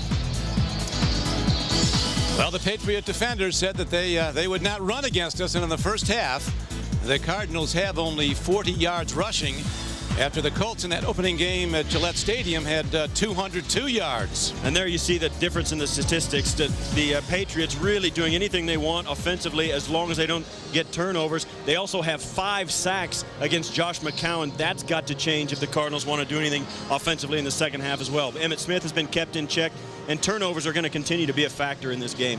Well, turnovers have loomed large in this game. The Patriots, uncharacteristically, have turned the ball over twice in the first half. And the Cardinals are pretty good at that. They forced 3 turnovers at St. Louis. Didn't get any points off them. Today they got the 2 field goals off them. So we're not done. The Patriots are in a fight. And when the Cardinals have had success, it is because they have been in Tom Brady's lap. If they can pressure him in some way, shape, or form, that's when they've had their chance to make big plays. But you can bet Bill Belichick on the sideline and in the locker room at halftime made some adjustments, and they're going to get something they didn't see in the first half, and they're going to get a lot of it here in the second. There's McCown on the phone, getting all the help he can. And who wouldn't need it against these guys? They just keep unfurling it. Dennis Green summed it up best, Steve. You played for him at Northwestern. He said that Belichick's defenses show you things you're not expecting, and then they continue to change quarter after quarter and continue to show you new things. And when you're a young quarterback, sometimes it can be overwhelming. And it's a tribute to the guys he keeps on his roster, Don. If you look down the roster, the reason a lot of these guys are on Bill Belichick's team is because they can do a lot of different things. They've got linebackers who can cover. They've got linebackers who can rush the passer. And a lot of times they're the same guy. They've got defensive backs who can cover. They can blitz. They can do a lot of different things. It gives them a versatility on the defensive side of the ball that a lot of teams just can't match. Now the kickoff. Ball is drilled by Rackers, and this guy can kick a football 10 yards deep and out of the end zone, so Bethel can go nowhere with it, and it'll come out to the 20. At the end of the first half, this is what happened. It was a Hail Mary to try and get to the end zone. It was picked off on the tip by Darling, and watch right here, there's a block in the back right here as it comes in. Right there, watch Branch goes right down and gets taken out. That's illegal as well. It's illegal to block below the waist, let alone low like that. We don't know how Deion Branch is. He got up. Oh, he got chopped ankle high. And that is illegal to block below the waist. It was not called. Ankle high. Dillon goes right at the Cardinals, and not for very much as he's dropped at the 21-yard line. Burt Berry makes another stop. Dillon in the first half with 16 carries for 81 yards. And this first series of the second half is always an important one because it gives your coaching staff a chance to reevaluate and get in their players' ears and say, listen, they're hurting us with this, this, and this. We can stop it if we do this, this, and this. Halftime of an NFL locker at an NFL locker room is a classroom. It is not a yelling match. The adjustments are made. The Patriots, as good as there is at making halftime adjustments. Brady gets time and throws a ball. It's caught and lost. That's a fumble out with there. Waving it off is incomplete. There might be a red flag coming out here. Now, Dwayne Starks was on the coverage, had excellent coverage, broke on the ball, and knocked it away. Never had total possession. You'll watch here. And that's a good call. David Givens just never had total control of that football. Once it hits the ground, the play's over. No way you review that.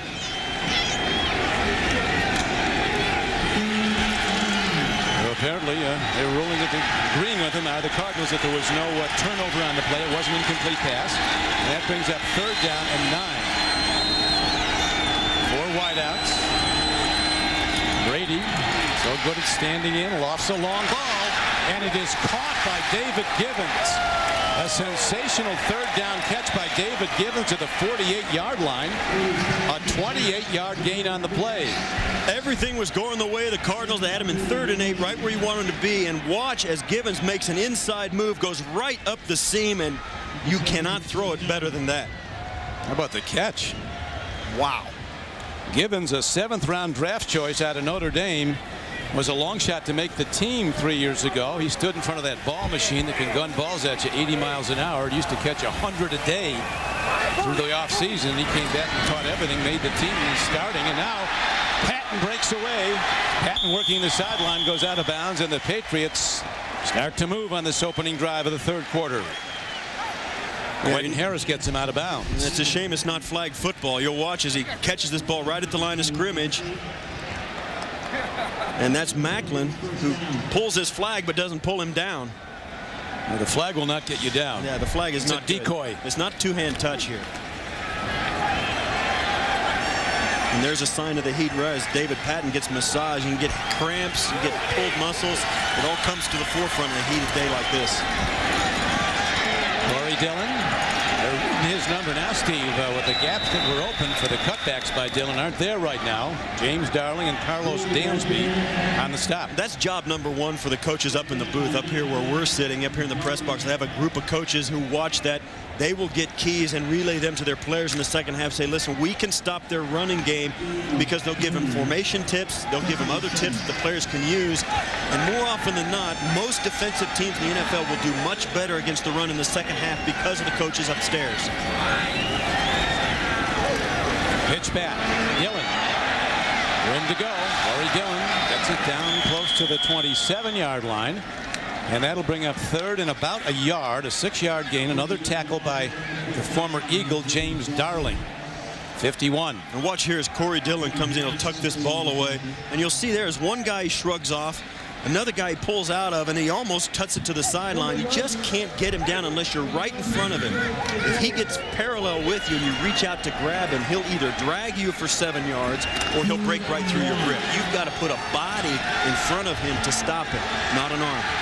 He's a rare combination, Corey Dillon, of speed and power. He'll pound a defense. We've talked to him about he loves to run off the tackles. He does not like to go wide. He said, I'll do it if that's where the run is. That's where the gap is. But he is a tackle-to-tackle runner, a slasher. Well, you and I saw him rush for 278 yards against the #2 rush defense that year in the Denver Broncos. He rushed for 278 yards on 22 carries that day. That gives you an idea of what this guy can do. He can outrun people. Yeah, he's outrushed Arizona. First down. Dillon. Not done, but he's inside the 15-yard line and down to the 11. The big play in this drive. On 3rd and 9, Brady hit a long downfield throw, a jumping reception by David Givens for a 28-yard game. And now as Dillon goes over 100 yards rushing for the day, the Patriots are looking to go into the end zone. You saw there as he came out of the backfield, got tripped up at the line of scrimmage, and put his hand down to catch himself and got the extra yard. That's a guy that's got some ability. I mean, he got tripped up and kept his balance for an extra 8 yards.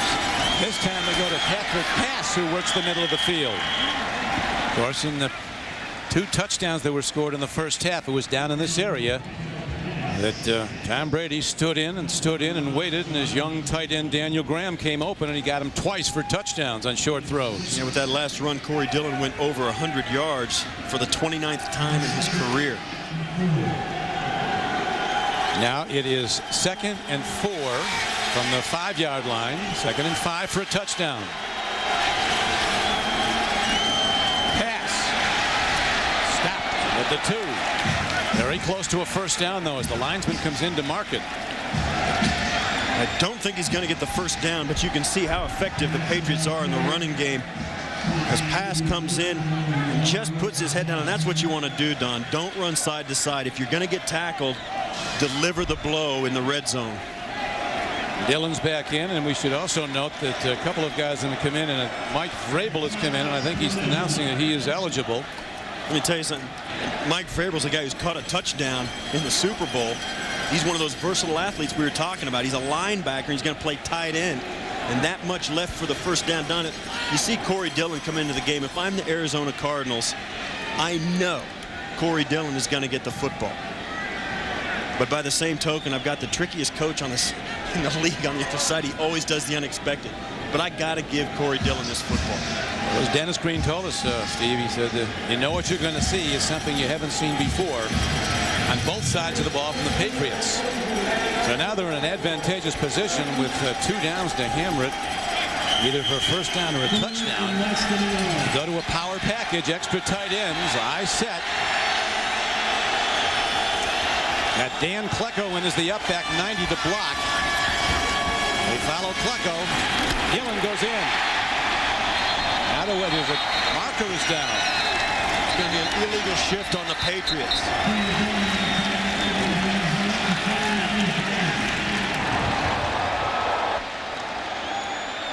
Done on that touchdown. It's not going to count. Illegal motion. Offense, number 88 was moving forward at the snap. 5-yard penalty. Repeat, third down. That touchdown, even though it didn't count, that is good football. You've got guys that you depend on. Give it to the big back, and this is Christian Fourier moves toward the line of scrimmage at the end. I don't know, you can't see it from that angle. I didn't see it when the ball was snapped. That's a lot of push to get stopped. Watch the offensive line of the Patriots just go sideways, and they finally get some edge and just push them into the end zone. That's good football. There is Fourier. Now it is third down. Look for a lot of crossing patterns run by the Patriot receivers. Pump fake. Brady looks. Penalty marker goes down as he's sacked. Burt Berry makes the play. Second sack today of Tom Brady. Brady wanted to do the pump fake and then throw it to the corner of the end zone. The defender played it perfectly out on Christian Fourier, and then Brady ran out of time. Holding, offense number 72. This penalty is declined. Fourth down. Matt Light, the left tackle. Here's the sack coming right up here. And Brady has to come off his first receiver, and you see his eyes go back to the left, and it's just too late. Berry, a tough guy to hold out, and he made it as a free agent. Was with the Colts for a while, then with Denver really blossomed. Came here as a free agent. Now a 29-yard field goal for Adam Vinatieri. And to switch the kicking ball in, as you see the officials had the wrong football on the field. Kicking ball, as you mentioned, Steve, being a new ball, hard as a rock.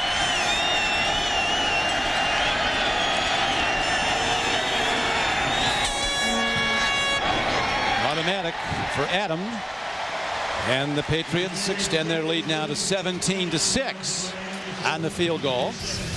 We'll be coming back with the Patriots kicking off in a moment.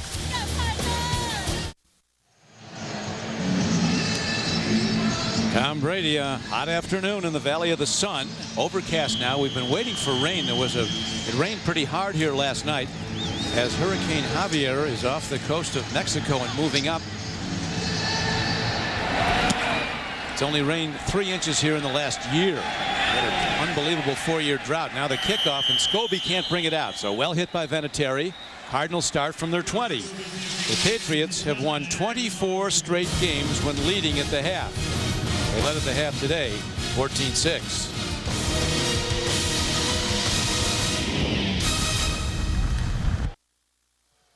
NFL on CBS is sponsored by Southwest Airlines, proud sponsor of the NFL and official airline of Super Bowl 39.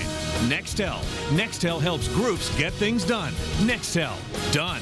And by Dodge. You can take life as it comes, or you can grab life by the horns. Dodge.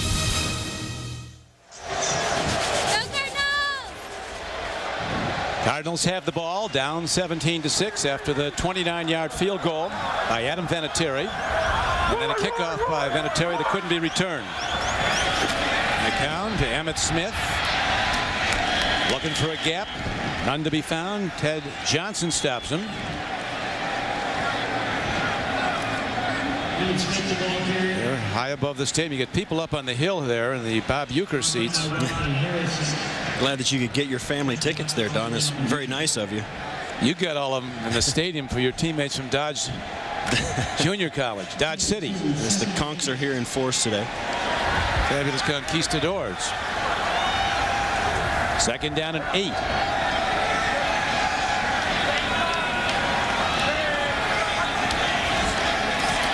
McCown, good play fake, rolls out, buys some time, makes a throw in traffic, and what a connection, and they're not done. On the run is the big guy, the tight end, Fred Jones, who's a terrific target.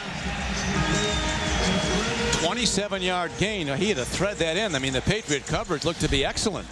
There's no question. This is the best play-action fake that McCown's made all day, and Freddie Jones smartly just keeps his feet. Rodney Harrison goes for a big hit, doesn't wrap up, and then ends up cleaning up on a tackle further down the field. Freddie Jones, a veteran guy, has been around a long time. He played with Rodney Harrison in San Diego, so he knows if you can keep your feet sometimes, the DBs won't wrap up and you can get some extra yards. Yeah, he's strong and quick, tough to jam at the line of scrimmage. Jones can get downfield like he did there.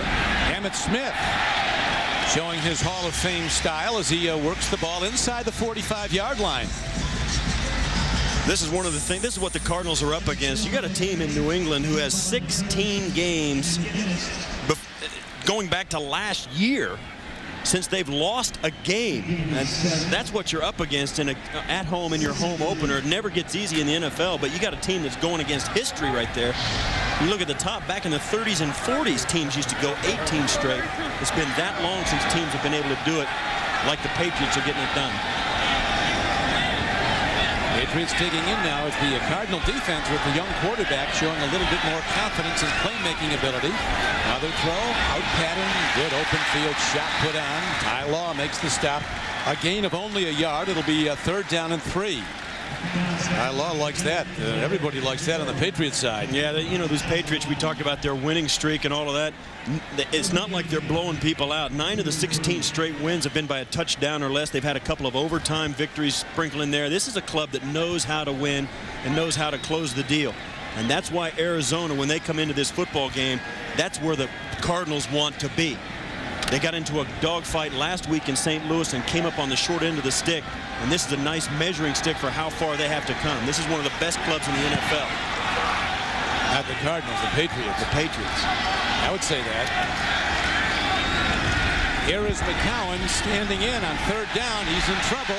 Penalty markers thrown. Patriot pass rusher might have been tackled as McCown displays good running ability and gets down to the 35. But it looks like it's going to go against Arizona.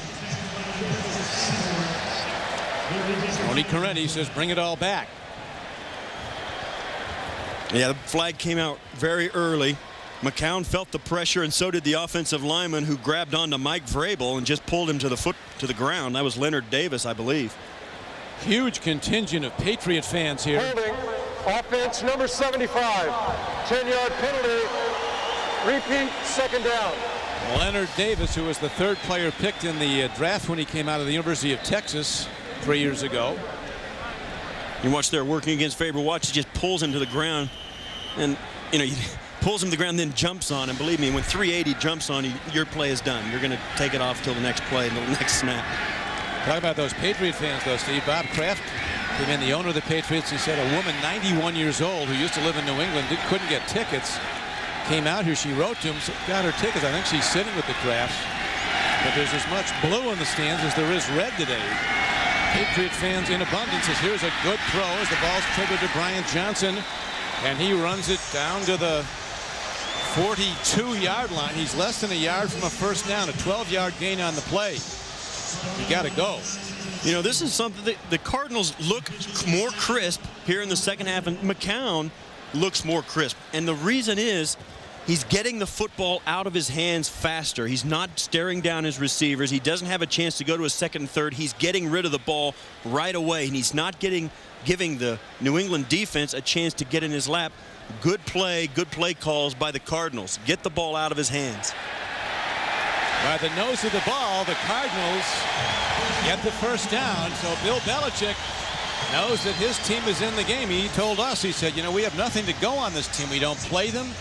We don't know much about them. He said it's kind of a learning experience to get out there against him. And that's one of the things I don't think Bill Belichick likes. I mean, this is a guy who is a film junkie. I mean, he studies players, he studies coaches.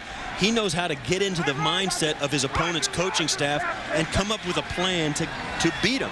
But if you don't see him on film, you can't get into that mindset. And I think he feels at a disadvantage this week.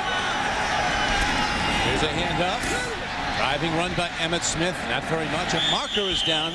Linesman threw it at the far side of the field. Ty Warren is on the stop for the Patriots. Patriots with 16 straight wins, 24 straight wins if they let it half as they did today. 28 straight wins after leading after 3 quarters. Illegal motion. Offense, number 85 was going forward at the snap. 5-yard penalty. Repeat, first down. Well, you can't say they're not calling it both ways.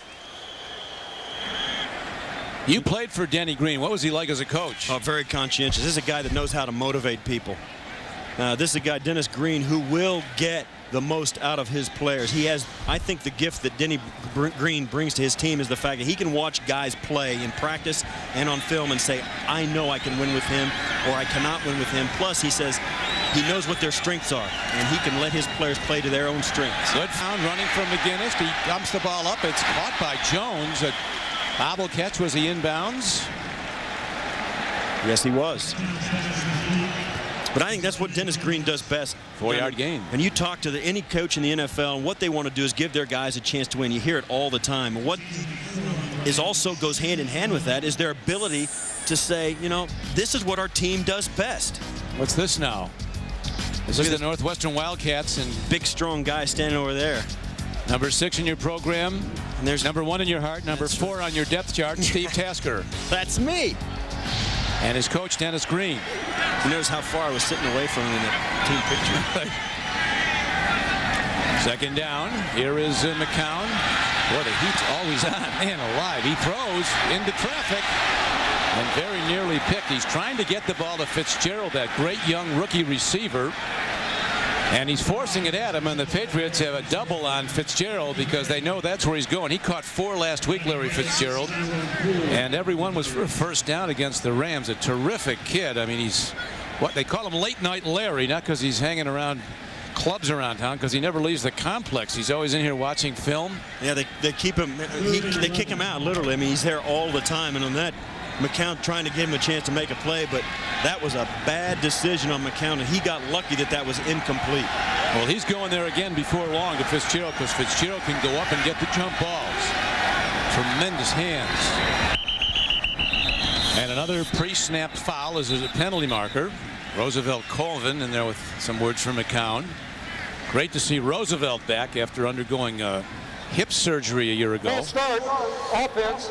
Number 75, 5-yard penalty will remain, third down. Leonard Davis, who a little while ago was called for holding, now is called for moving early, and you see there, it's obvious. The Patriots saw it too, giving the officials a little help, and that brings up third and a long way, and this is something the Cardinals have got to overcome, and that's, you know, it's your own mistakes that put you back in third and long, and Dennis Green knows. I mean, this is what he's fighting in his own team, the ability to keep from hurting themselves.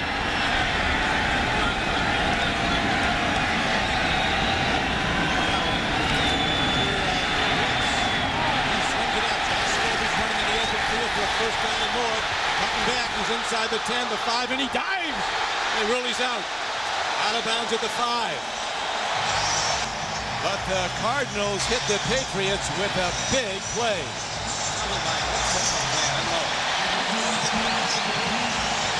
42-yard gain on the play. Finally, the offensive line makes a crease, and Josh Scobie finds it. Just a little screen pass here. This is because of the pressure that the Patriots have been applying on McCown. They run the screen pass to take the starch out of it. They know they've been getting pressure. The Patriots are trying to get in the backfield. They let him go and throw it right behind them. After making a play like that, they've got to try to get it in. Here's McCown taking a look. He's got an open man, but he can't see him. Now he fires, and it's incomplete. And once again, you just saw the screen pass. Because of the pressure that McCown's been getting, the Cardinals finally call a screen pass to make the defensive linemen use their aggression against them. And it worked to perfection. And then on this play, watch this. Brian Johnson running by himself, Ty Law watching him, and then he steps out of bounds. As soon as he steps out of bounds, he's ineligible. So he couldn't even have come back in bounds to catch that pass had it been directed at him. Second and goal.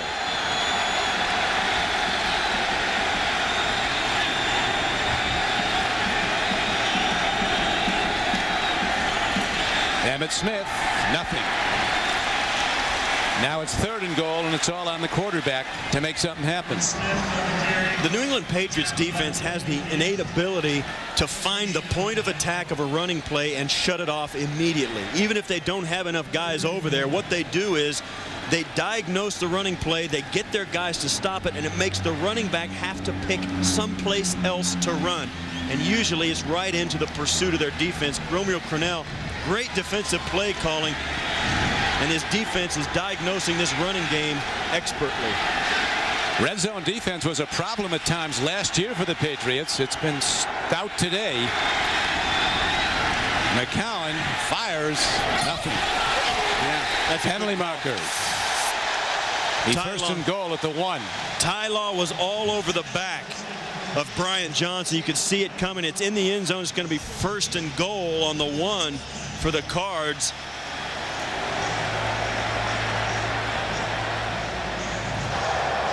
Pass interference, defense, number 24.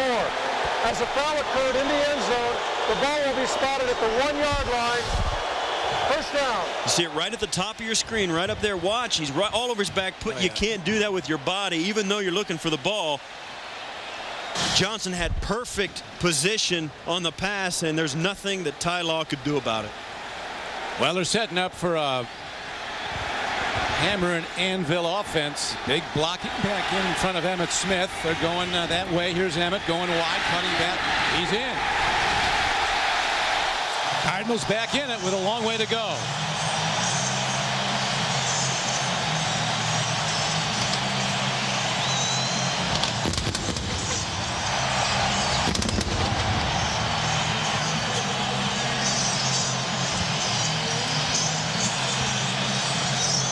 Emmitt Smith, as he has done countless times before, drives it in with low power. He's hard to get a shot on. Well, he's always had this ability. When he's down close, nobody can pick a spot to get in the end zone like Emmitt Smith. That's the 157th touchdown of his career. And believe me, he earned every one of them. So he did. He has 2 this year, 1 last week against the Rams. Now down by 5, and rather than make it a 4-point margin, they're going to go for 2. Try to get to the field goal. Still in the 3rd quarter. Play fake. McCown has it. Not for long. Now he looks. Good feet. Can count the house in this play. Goes to the end zone. Incomplete. He sure had time to look. He checked down everybody. Yeah, and unfortunately, that's the most poise that McCown has shown all day. But then the throw was errant, and Rodney Harrison stepped in and got a finger on the ball, tipped it away.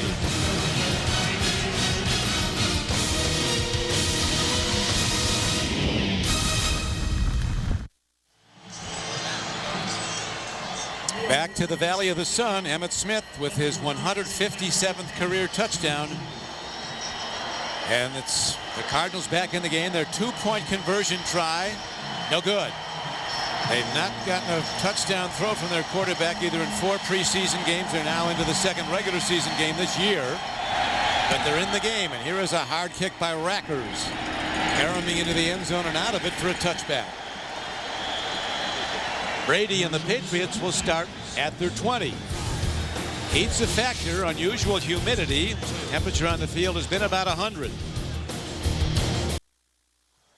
The NFL on CBS is sponsored by IBM, making on-demand business a reality for companies around the world. And by Chrysler. Inspiration comes standard. The heat factor is certainly coming into play now. The Patriots, and this is an unseasonably mild day. Its temperature now on the field is 90, but it is unusually humid. Usually the humidity is in single digits. Today it's in the high 60s because of Hurricane Javier. A light rain has begun to fall, and here's Brady lofting a long ball and hits David Givens. Dwayne Starks, who's been a Pro Bowl cornerback, covering, and Givens beats him for a 21-yard gain. And this is another one of those times. David Givens, who is the big receiver for New England, he's 6 foot tall. and working against Starks, and this is a difficult route to defend because he's got so much room over there. Starks doesn't know whether he's going to stop and juke out. He's got to play that very conservatively because he doesn't have anybody behind him in case Givens stops. He's got to play that it's difficult to defend that kind of route.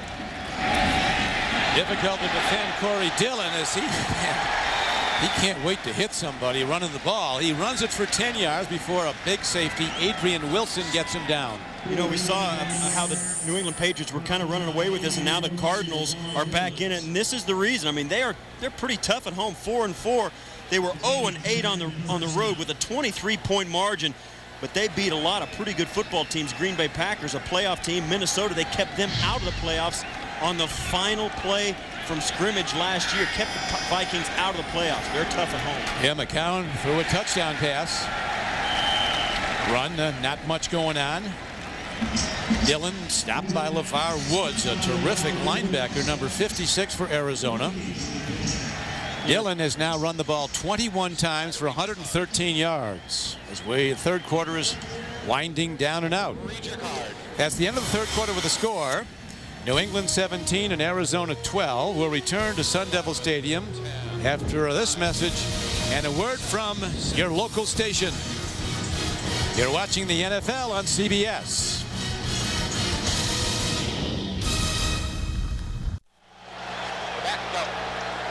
We're back at Sun Devil Stadium. Brady drops to throw on second down.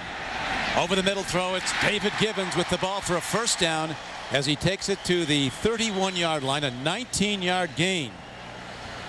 So Givens now becoming a primary target on these patterns. He's caught 4 for 81 yards today. And New England continues to grind out the yards offensively. David Givens catching the crossing route, a sensational route. It took a lot of time, and Brady had the time to wait on it to come open. Brady building his numbers, 12 completions and 22 throws, 2 touchdowns, but he's been intercepted twice. And again, on a quick hitch, they get the ball to Givens, and Givens, a strong back from Humboldt, Texas. And Notre Dame takes the ball ahead for 12 yards and another first down. And they've done that all day, and the reason they can do it is the Cardinals are not challenging the receivers on the outside. You've got Givens, Patton, Branch all out there by themselves with a 10-yard cushion, and Brady steps back, doesn't even drop, just flings it out there. And all of these receivers are quick enough to make one guy miss, and it turns into an 11 or 12-yard gain.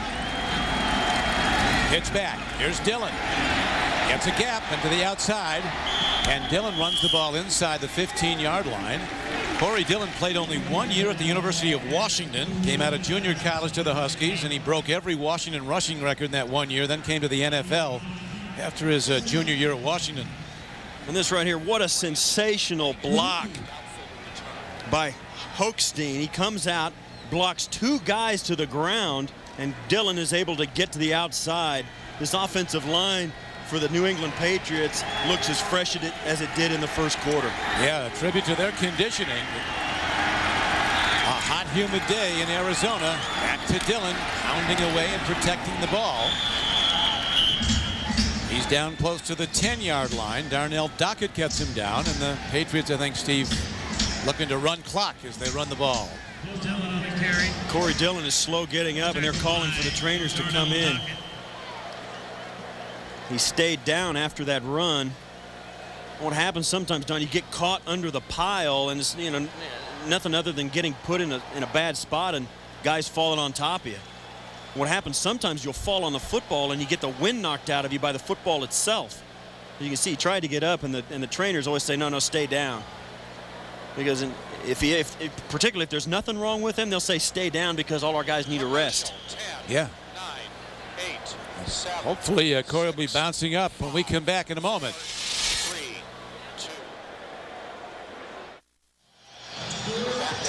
Good report on Corey Dillon. He bounced up and tried to run back to the huddle. He had to go out for least to play, so he ran off the field. So he's all right. I think he was winded like you speculated, Steve. And in his absence, the Patriots go to the run, and not much happening there. On third down and short, it stopped. Patrick pass. Russell Davis, Carlos Dansby, both on the stop. You see there, Patrick Pass is trying to keep cramping up, stretching his legs out. And that's going to be a problem you watch. Is you have to keep an eye on that. Guys go down, they begin to do stretching exercise because their body starts to tighten up, and almost to the point where you can't even run off the football field. Once you really tighten up, it's awful hard to keep going back. It's over. You almost can't play anymore when you start cramping up. 28-yard field goal by Vinatieri, which, if good, would extend to an 8-point lead for the Patriots. Vinatieri is good again. Patriots build a 20-12 lead, and Adam Vinatieri will be kicking off when we come back to the Valley of the Sun. New England leading 20-12. Corey Dillon being administered to, looks like working on a muscle, trapezius muscle in the back of his neck, shoulder. Vinatieri kicks off. High spinning kick. Scobie will bring it back at the Patriots. 15. The gap. Heads out to the 25-yard line. Is he down? Yes, he was down back at the 27. Kept going. Tonight on 60 Minutes, Bill Belichick and John Fox got their teams to the Super Bowl. How did they do it? Don't miss 60 Minutes tonight. Well, we got a good look at how Bill Belichick got his team to the Super Bowl in this game here. A good offense, a solid running game, and doing the unexpected on the field and executing it exactly the way you draw it up. Patriots led by as many as 14-0 in a point count early in the game. It was 14-6 at half. Now it's 20-12. Cardinals looking for a touchdown, a hard thrown ball to Larry Fitzgerald, the sure-handed one from Pittsburgh. Number 3 pick in the whole draft. We asked him what's the hardest part of being a rookie. He said the amount of time you have. There's no classes to go to, no homework to do. Yeah, you don't hear many guys complaining that they don't have homework. And this is where he used to be. There he is. 1995, and he's a ball boy. He's not a player. And of course, Dennis Green knows him well enough to say, you know what, he's worth the 3rd pick of the draft. Larry's dad is a sports writer in the Twin Cities. And a close friend of Dennis Green here. It turns out that he's now playing for Dennis Green. And here's Emmett Smith getting nothing on a 2nd down carry, needing a 3. He loses about a half yard as Ty Law and Mike Vrabel combine on the stop. And once again, it seems like the defense of the Patriots diagnoses it, and everybody comes to the point of attack, forcing Emmett Smith to bounce it one way or the other. He never gets to the line of scrimmage without making a cut, and that's what the Patriots want. Romeo Crennel in charge of making those calls. Once again, they're successful. Crennel's defense constantly changing. Look at the look he gets now. Everybody comes up. Looks like a blitz defense on 3rd down and needing 4. Here comes the rush. Throw and a pick. And the penalty marker's down. There was a penalty marker down in the Patriots secondary. We'll see if someone was blocked or held outside the 5-yard area. Wipe out the interception if it's a call against the New England defense. Eugene Wilson made the pick. Boy, is he evolving into a terrific player. This 2nd-year player from Illinois. Starting free safety. Illegal contact with an eligible receiver. Defense number 95. 5-yard penalty, automatic. 1st down. It's Roman Pfeiffer on the penalty, and that's one of the things that you see more and more of. I mean, it's a point of emphasis. They don't want the receivers to be touched after 5 yards down the line, 5 yards down the field. And you know, it doesn't. A lot of guys were up in arms about that. They were going to change the game. It was going to make it impossible for defenders to do it. And you talk to all the defensive backs in the league, and they have not noticed a difference in the way the officials call it. Well, they call it very tight, as you know, Steve, in the preseason, and then when the regular season game, everybody was aware it was going to be called tight. The rule hasn't changed. Here's a long ball. Well, they pick it off this time. Same guy, Eugene Wilson. And he takes it back to the 48-yard line. So a pick by Wilson negated by the foul call. 1st down for the Cardinals. Next play, McCown throws it right to Wilson again. And that was a bad decision and a bad throw. Fitzgerald double covered once again, and once again McCown tries to force it in. 13-yard return. McCown with his first interception of the day. And the Patriots have it back with an 8-point lead. The NFL on CBS is sponsored by the all-new season of the critically acclaimed series The Wire, only on HBO. Check your local listings. Dr. Pepper and your Dr. Pepper bottler. Be you, nothing's better, Dr. Pepper. And by Best Buy. Thousands of possibilities. Get yours. We're back, and Tom Brady drops to throw. Beautifully thrown. David Givens is inside the 25-yard line. Yet another Brady to Givens connection. Quentin Harris, strong safety, makes the tackle, but he does it 27 yards downfield. On the last series, Givens had the two big plays, a 19-yarder and another big one for a first down, and here he gets it going again. He's becoming Brady's favorite receiver. This guy is really having a day against the Cardinals defense. They cannot stop him. Givens with 6 catches now for 121 yards. Corey Dillon, Bill Belichick told us he's getting the yards after the tackle, the first hit that we didn't used to get. And he said he's just a tackle breaker, and he gives you extra, what they call yak yards. Yards after catch or yards after first hit. And now you can see the double prong attack. Corey Dillon back in the game. They throw it to Givens. He gets the big gainer, so they start thinking about him. Then they just hand it to the big guy in the backfield, and he gets some yards. The Cardinals are really up against a good football team, and the Patriots, I think, are playing better than they have at any point in the first game or in this game. One scouting report, Steve, on Givens is he's not super fast, but he finds a way to get behind the defense. And he catches everything, and now they go back to Dillon, pounding away just like he likes it. 25 carries now for Dillon, 137 yards. And that's exactly the kind of game they need. You want to have him carry it 25 to 30 times, and there you see it. It's been since 1997 they've had a rusher and a receiver over 100 yards. Last year, the Patriots were 27th in the NFL in rushing, averaged only 3.4 yards a rush. Still won the Super Bowl. Now Dillon, again, hit from behind, is pushed for plus yards to the 9-yard line. And that'll bring up second down and about 8. Second and 9 for a touchdown. Burt Berry had another tackle. Brady had an interesting observation after the win over the Colts, Steve. They asked him what he thought of the game. He said, you win, you move on. We've got a lot of work to do.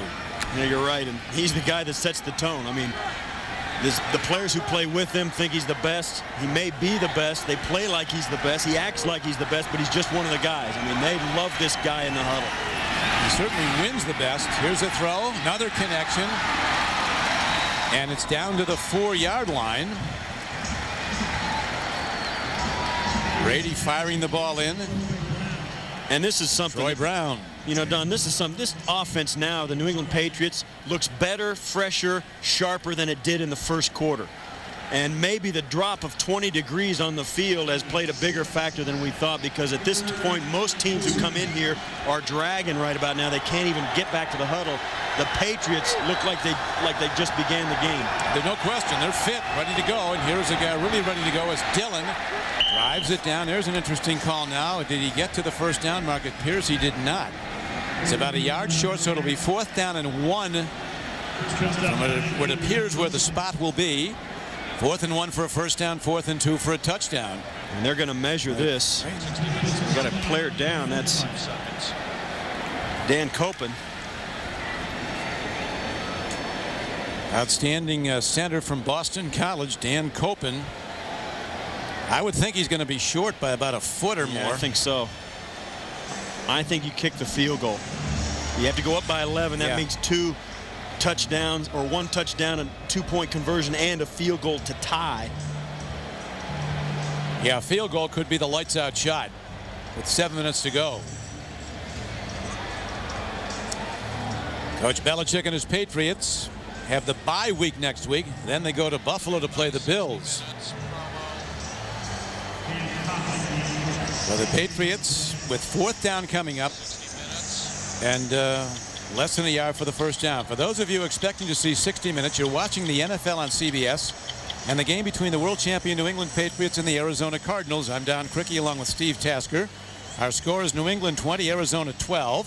60 minutes will be seen in its entirety immediately following this game, except on the West Coast.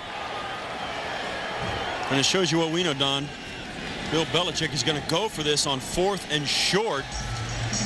I think the plus side of going for it right here, if you get it, this game may well be over. Brady went to the sideline.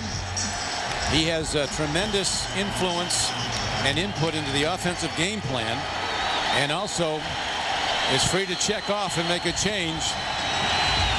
And Bill Belichick is all the way down to the 15-yard line watching this play as close as he can possibly get to it. He might wait to see if they jump. It's going to be a long count. That's the call. He's going for a long count, hoping the Cardinals will jump. They're not buying, so they'll kick the field goal. He gave it a shot. And they take the delay. No big deal. It's still a chip shot field goal for Vinatieri.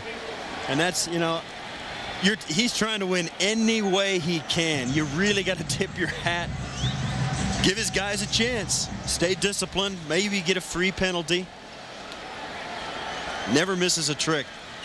Patriots came out here Thursday. They had a full practice in the heat. It was over 100 on Friday. Another walkthrough yesterday. This would be a 24-yard field goal. They certainly stay in hotels befitting champions. Yeah, it was a nice spot. Here is the field goal by Vinatieri, drilled up and through, and so the Patriots build their lead. Now 23-12. They'll kick off in a moment.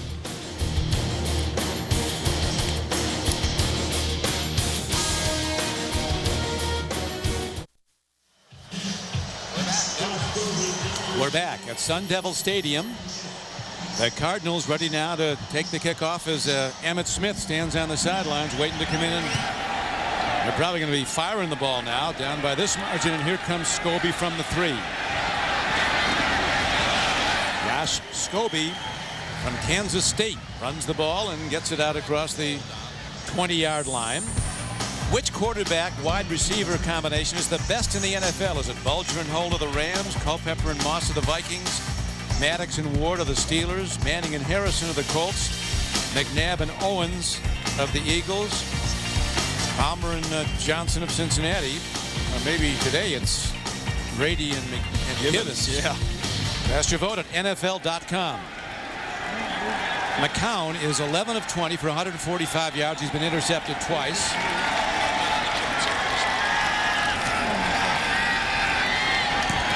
Throw, and the ball is slapped back at him. Now, while we have a moment, let's go to New York and to Greg Gumbel to see what the Jets and the Chargers are doing. Greg. Jets are having themselves a nice old time today, Don. 1-yard touchdown pass, Chad Pennington to Chris Baker. How about Pennington today? 22 of 29 for 258 yards and 2 touchdowns. Jets comfortably ahead with 2 minutes to play. Back to you, Don and Steve. Thank you, Greg. And the Jets en route to a 2-0 start. And the statistics show if you start 2-0, your chances of making the playoffs, I think, are like 63%. Yeah, he's still even a little better than that. Yeah, that's, and 0-2, it goes the other direction, too. 15%. Start 0-2, your chance of making the playoffs is 15%. Another nice breakup. Asante Samuel, another good young defensive back who can play inside or outside. Oh, there you go. We were just talking about that. Hey, it's nice how that works. 15%, 0-2. I saw Scott Pioli before the game, the Vice President of Player Personnel of the Patriots, the NFL Executive of the Year. I asked him about the problem stopping the run against the Colts, and he was quite confident that the Patriots had that fixed. And looking at Emmitt Smith, the leading rusher with 13 carries for 30 yards. That's correct. They got it fixed. And they were not concerned when we spoke to them on Friday. They felt like they had a handle on things and felt very good about this game. McCown, well, he just puts it up for grabs. Here is a short thrown ball, and Fitzgerald comes back at the ball. It's not going to make any difference. They're still going to have to punt the football away. And the Cardinals, at moments, parts of this game looked very good. They looked like they were going to compete, maybe even stay in the game and steal it from the New England Patriots. But here late in the game, the New England Patriots just outdistancing the Cardinals. They've got too much for them to handle at this point. And McCown is just trying to stay alive, trying to move the chains, and just can't get it done. Well, I tell you, as defensive strategists and tacticians, the Patriots are unequaled in the NFL. Here's Troy Brown. And again, a good coverage. Dennis Green lauds his special teams players. He said if our offense and defense played like our special teams guys, we'd be a playoff team. The NFL on CBS is sponsored by CDW, the right technology right away. And by Bud Light, fresh, smooth, real. It's all here. New England 23, Arizona 12, 5:14 to play in the game. The Patriots looking to extend their winning streak to 17 straight games. Over the years, 5 NFL teams have won 18 games in a row. The 97-98 Denver Broncos were the most recent. Patriots will be going for records, and here is Corey Dillon turning the corner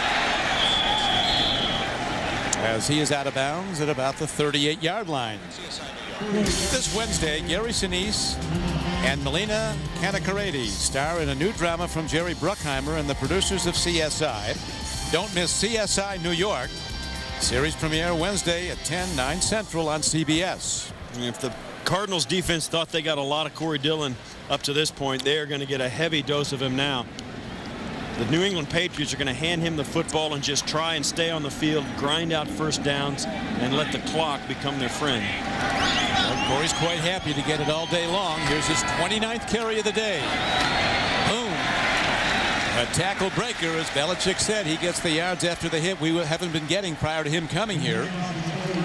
And as we mentioned earlier when talking to Dillon, he said when he came to the Patriots, he was wondering if the grass is greener. He said he found out when he got to New England. It's pretty green. It's pretty green, he said. And you see there the difference in time of possession, and that's a testament to their running game and Corey Dillon and their offensive line. Plus the fact that they've got a quarterback that never got greedy, never tried to go for the big play, always took what was there, and they didn't make that many mistakes. And that's what it comes down to, and you end up leading by 11 with 4 minutes to go. Steve, one scouting report has of Brady. The most impressive thing about him is where he puts the football. He puts it in front of his receiver, giving him room to catch and run. Seattle and Tampa Bay doing battle down in Florida. For more on that, let's go back to Greg Gumbel. Don, that battle is done, and the Bucs lose the fight. Matt Hasselbeck, watch him pump fake. That gets Corwin Robinson wide open, 27 yards and a touchdown. And Seattle knocks off the Bucs 10-6. The Buccaneers start the season 0-2. Don and Steve. Thank you, Greg. And if you want an early line favorite for the NFC Super Bowl team, it has to be Seattle, because the Seahawks start out 2-0 and they've won both games on the road. That means they play 8 of their last 14 in the Great Northwest, where they don't lose often. Yeah, it's tough to go on the road in the NFL, particularly late in the year, particularly if you get a team like Seattle who's playing well. Their fans start to show up. They start to steamroll people. And anytime you can go on the road and win, just like the Patriots did today early in the season, it's a huge boost for your franchise. Second down arises. See the timeout count. Patriots have 3. That's the last thing they want now, is to call timeout with 3:53 to play. Dillon the eye back. Dillon the ball carrier. Taken down for no gain. Now a timeout is being signaled for by the Arizona Cardinals with 3:48 to play. Tonight on CBS. Tonight on 60 Minutes, how does a coach lead his team to the Super Bowl? Bill Belichick and John Fox know, and they'll tell it to 60 Minutes. Then it's a night of drama, beginning with Cold Case, followed by CSI Miami, and Without a Trace on a special night. It's all here tonight on CBS, America's most watched network. And there you see the 8th career 150-yard plus game. And that's exactly why they got him. They wanted a back that they could hand the football to 25 to 35 times a game and get that kind of production out of him. And that makes Tom Brady's day a little better, makes the defense's day a little better, makes Bill Belichick's day a little better. I mean, if you've got a back like that and you put him on the defending world champions, wow. You win and you move on, as Brady says. They'll be moving on to their bye week, so how do you think the Bills will feel? It looks like they're going to start at 0-2, and they have the Patriots coming in with Belichick having 2 weeks to prepare. Bills have no offense. They have a championship quality defense. Here's a long ball. Yes, off the outstretched hands of Troy Brown. Guy with as good a hands as there is in the NFL, a superior route runner, now in his 12th year out of Marshall. He was the 8th round pick of the Patriots the year that Bledsoe was the #1 pick in the league for New England. What's the matter with the Bills' offense? Might start at quarterback. Just got no production from their offense.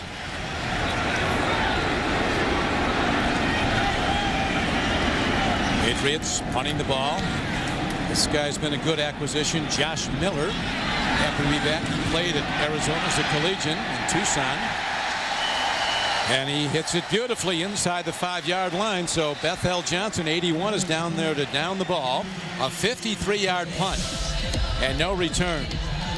Thursday on CBS, critics call the new Survivor a triumph. Last week, the women beat the men, but coming up this Thursday, the guys are out for revenge. Don't miss a minute of Survivor Vanuatu. That's Thursday at 8, 7 Central, here on CBS. I think the interesting thing about this game, you wonder, but you got to know it's been a factor. The heat's always a factor out here in Arizona. And the Patriots start this game, it's 109 on the field, and now it's below 90. That's been a huge factor in the fact that the New England Patriots have stayed in this game and been as good in the 4th period as they were in the 1st. McCown standing in. Again, the ball is slapped at the line of scrimmage. He is just unable to move his offense against this Patriot defense. And so are a lot of quarterbacks. Yeah, he's not the first quarterback to be befuddled by a Belichick defense, but certainly he's the latest. And Dennis Green, when he came in, said, "This is my guy. I can win with him." And Dennis Green has been to the playoffs with 7 different quarterbacks in Minnesota. I mean, this is a guy that can win with a quarterback who isn't his #1 quarterback, or a quarterback who's come in because of injuries. And 10 years he had 8 playoff teams in Minnesota. Dennis Green did. There's a throw over the middle, and Fitzgerald catches the ball, works ahead. Linesman comes in. He's going to be short of the first down. There's an 8-yard pickup on the play. Ty Poole makes the stop for New England.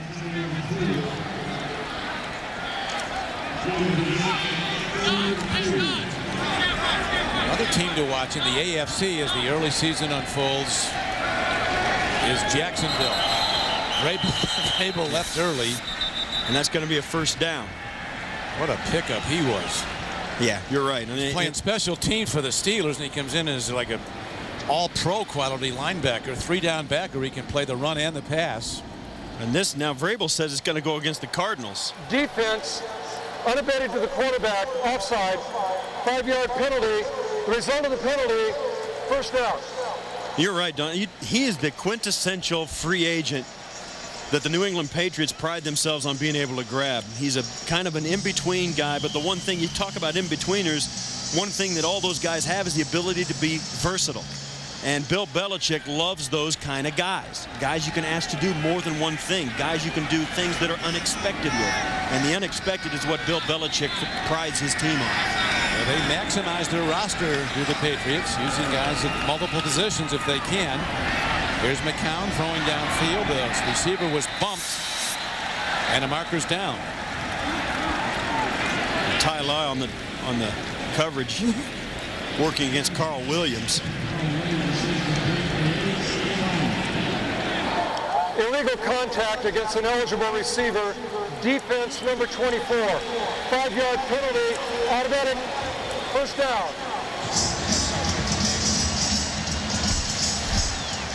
Right here, you'll watch as that past 5 yards down the line of scrimmage, and there you can't do that. You can't put your hand out and chuck him. Even that small contact is not allowed. It didn't seem like much, but that's calling it tight. It's not a new rule. It's just a tighter application. And that's the rule. I mean, and that's the difference this year. Last year they would look the other way, wouldn't think that it would bother the receiver. Now they'll call that, and that is the difference this year.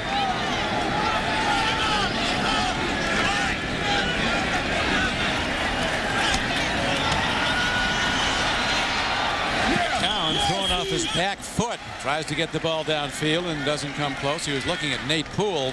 He and Nate Poole had some connection, though, on the final play of the season last year when they hit for a touchdown to beat the Vikings and knock Minnesota out of the playoffs. I think here with 2 minutes 50 left in the game, I think the Cardinals, have forgotten about the run game. And you'd say, well, for good reason. But you know what? Even in this situation, you've got to give your team a chance to be successful. And if you can break off an 8 or 10-yard run against a 3-man rush, you need to do it in this situation, particularly if you've got a quarterback who's struggling. He's struggling. 2nd and 10. Gets a look. Fires to the wrong side of his receiver. Well, now, you know what, Don, that's just you need your Nathan Poole's got to make that catch. You got a quarterback who may not have had the best game, but you know what? The rest of the club is on the team too. And if you make a throw like that at this point of the game, you've got to make that catch.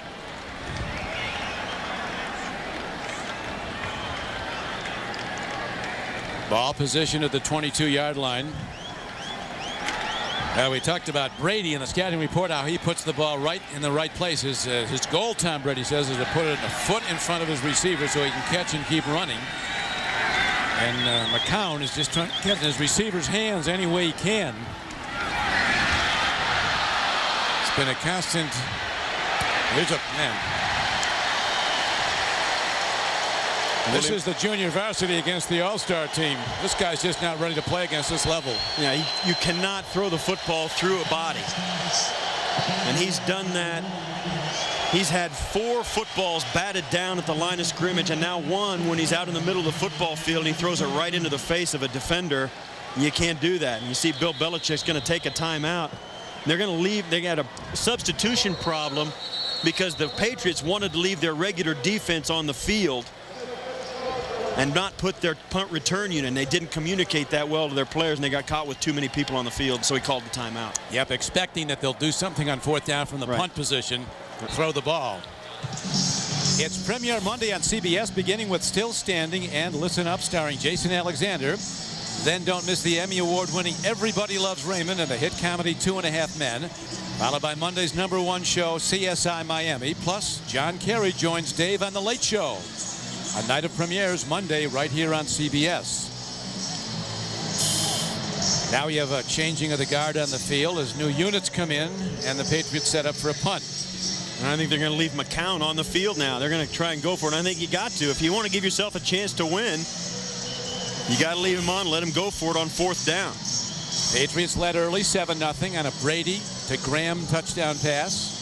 Extended on the same combination to 14-0 in the second quarter. Led 14-6 at the half. Now lead at 23-12. You know, Dennis Green, he may not expect his team or think they may get this, but you know what? I think he's trying to find something out about some of his players. It's 4th and 10, and they need to stay on the football field, and he's putting it right in their lap saying, you better get it done. And this is a team that has 21 new faces on their roster, and they continually add and evaluate other players on the waiver wire, as all teams who are trying to rebuild do. 4th down, going for it from the shotgun. A max protect. Patriots bring blitzers. McCown, good feet, but nowhere to go. Almost picked. Ty Poole had his hands on the ball. Throwing across his body was McCown. And the Patriots take over already in field goal range, should they so choose. You know, if you're the the Cardinals at this point, your head coach is evaluating you even now. I mean, this is almost like a preseason game. When you're a team, when you're a head coach and you're trying to rebuild some things and you're trying to create a new culture in the locker room and you're trying to make your team think like winners instead of like losers, you're going to take some advantages of situations like this. And I'm not saying it will happen, but you're going to see some new faces on this roster that are here now are going to be replaced. Well, they call this training camp, Steve, Camp Fear, because Dennis Green he'll make changes. Dennis Green has never been afraid to make a tough decision, ever. Running play gives us a chance to tell you that the executive producers of the NFL on CBS are Sean McManus and Tony Petitti. Today's game was produced by David Winner and directed by Kathy Barretto. The senior producer of CBS Sports and the NFL Today is Eric Mann. The director is Bob Mattina. Coordinating producer of CBS Sports is Harold Bryant. The associate director of today's game is Sean Gerchikoff. Broadcast associate is Kamani Morales. And the technical manager is Rick Godwin. Technical director is Colby Bourgeois. And the audio supervisor is Patrick Thornton. We thank them all. The men and women of CBS Sports. Thanks to our spotter Bill George and Dave Tratner, and to spotters Bob Kaufman and Peter West. There's one place you don't want to be when this game is over, Don, and that's in the Arizona Cardinals locker room. Dennis Green will not mince words. I tell you, he hasn't got a bad football team. It's just not a bad football team. No, he doesn't. But believe me, he's going to have a plan when the game is over, and he's going to want players that are going to implement that plan. Well, one of the reasons the Bidwells hired him, he has a history of turning people around. There's a Harrison, but Dennis Green turned around the Northwestern program, the Stanford program.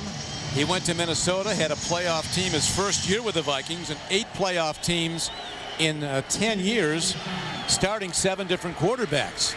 All they need to do is give him support, and it'll happen.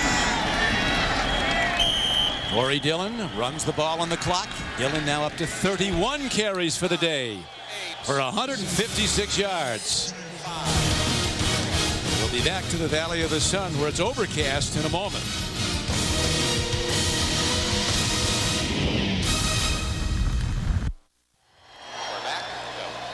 Bill Belichick and his Patriots working the ball.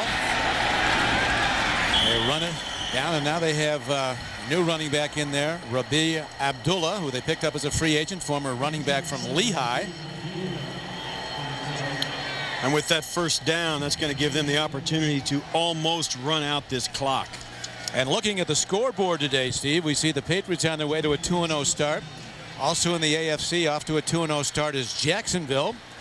Some of the surprises, Kansas City, which won 13 straight games or something like that. Then they went 12 in a row last year. They are 0-2. Losing at Denver and losing at home today to Carolina. See the production of Corey Dillon, a day just like he likes it, pounding away all day long. And the countdown has begun as the Patriots are moving towards their 17th win in a row. The only down part of this game for the Patriots may be the fact that they lost Branch on this return. You'll see right here, watch his legs as a guy comes in. That's his own player trying to make the tackle and flips him over. That was Stephen Neal, the offensive lineman. He did not return to the game. Bill Belichick will be happy to leave the Valley of the Sun with their uniforms and an impressive win. They were conditioned to play well all day long. A couple of mistakes, so Belichick and his Patriots move to 2-0 on the start of this season and 17 consecutive wins. As Dennis Green said, 6 wins in a row are rare in this league. What they're doing is unbelievable. So the final numbers are in, and the Patriots win it 23-12. The great Emmit Smith, a first ballot Hall of Famer. This is probably his last year, in the last year of his contract. And there is 2 Michigan quarterbacks. Tom Brady talking to rookie John Navarre.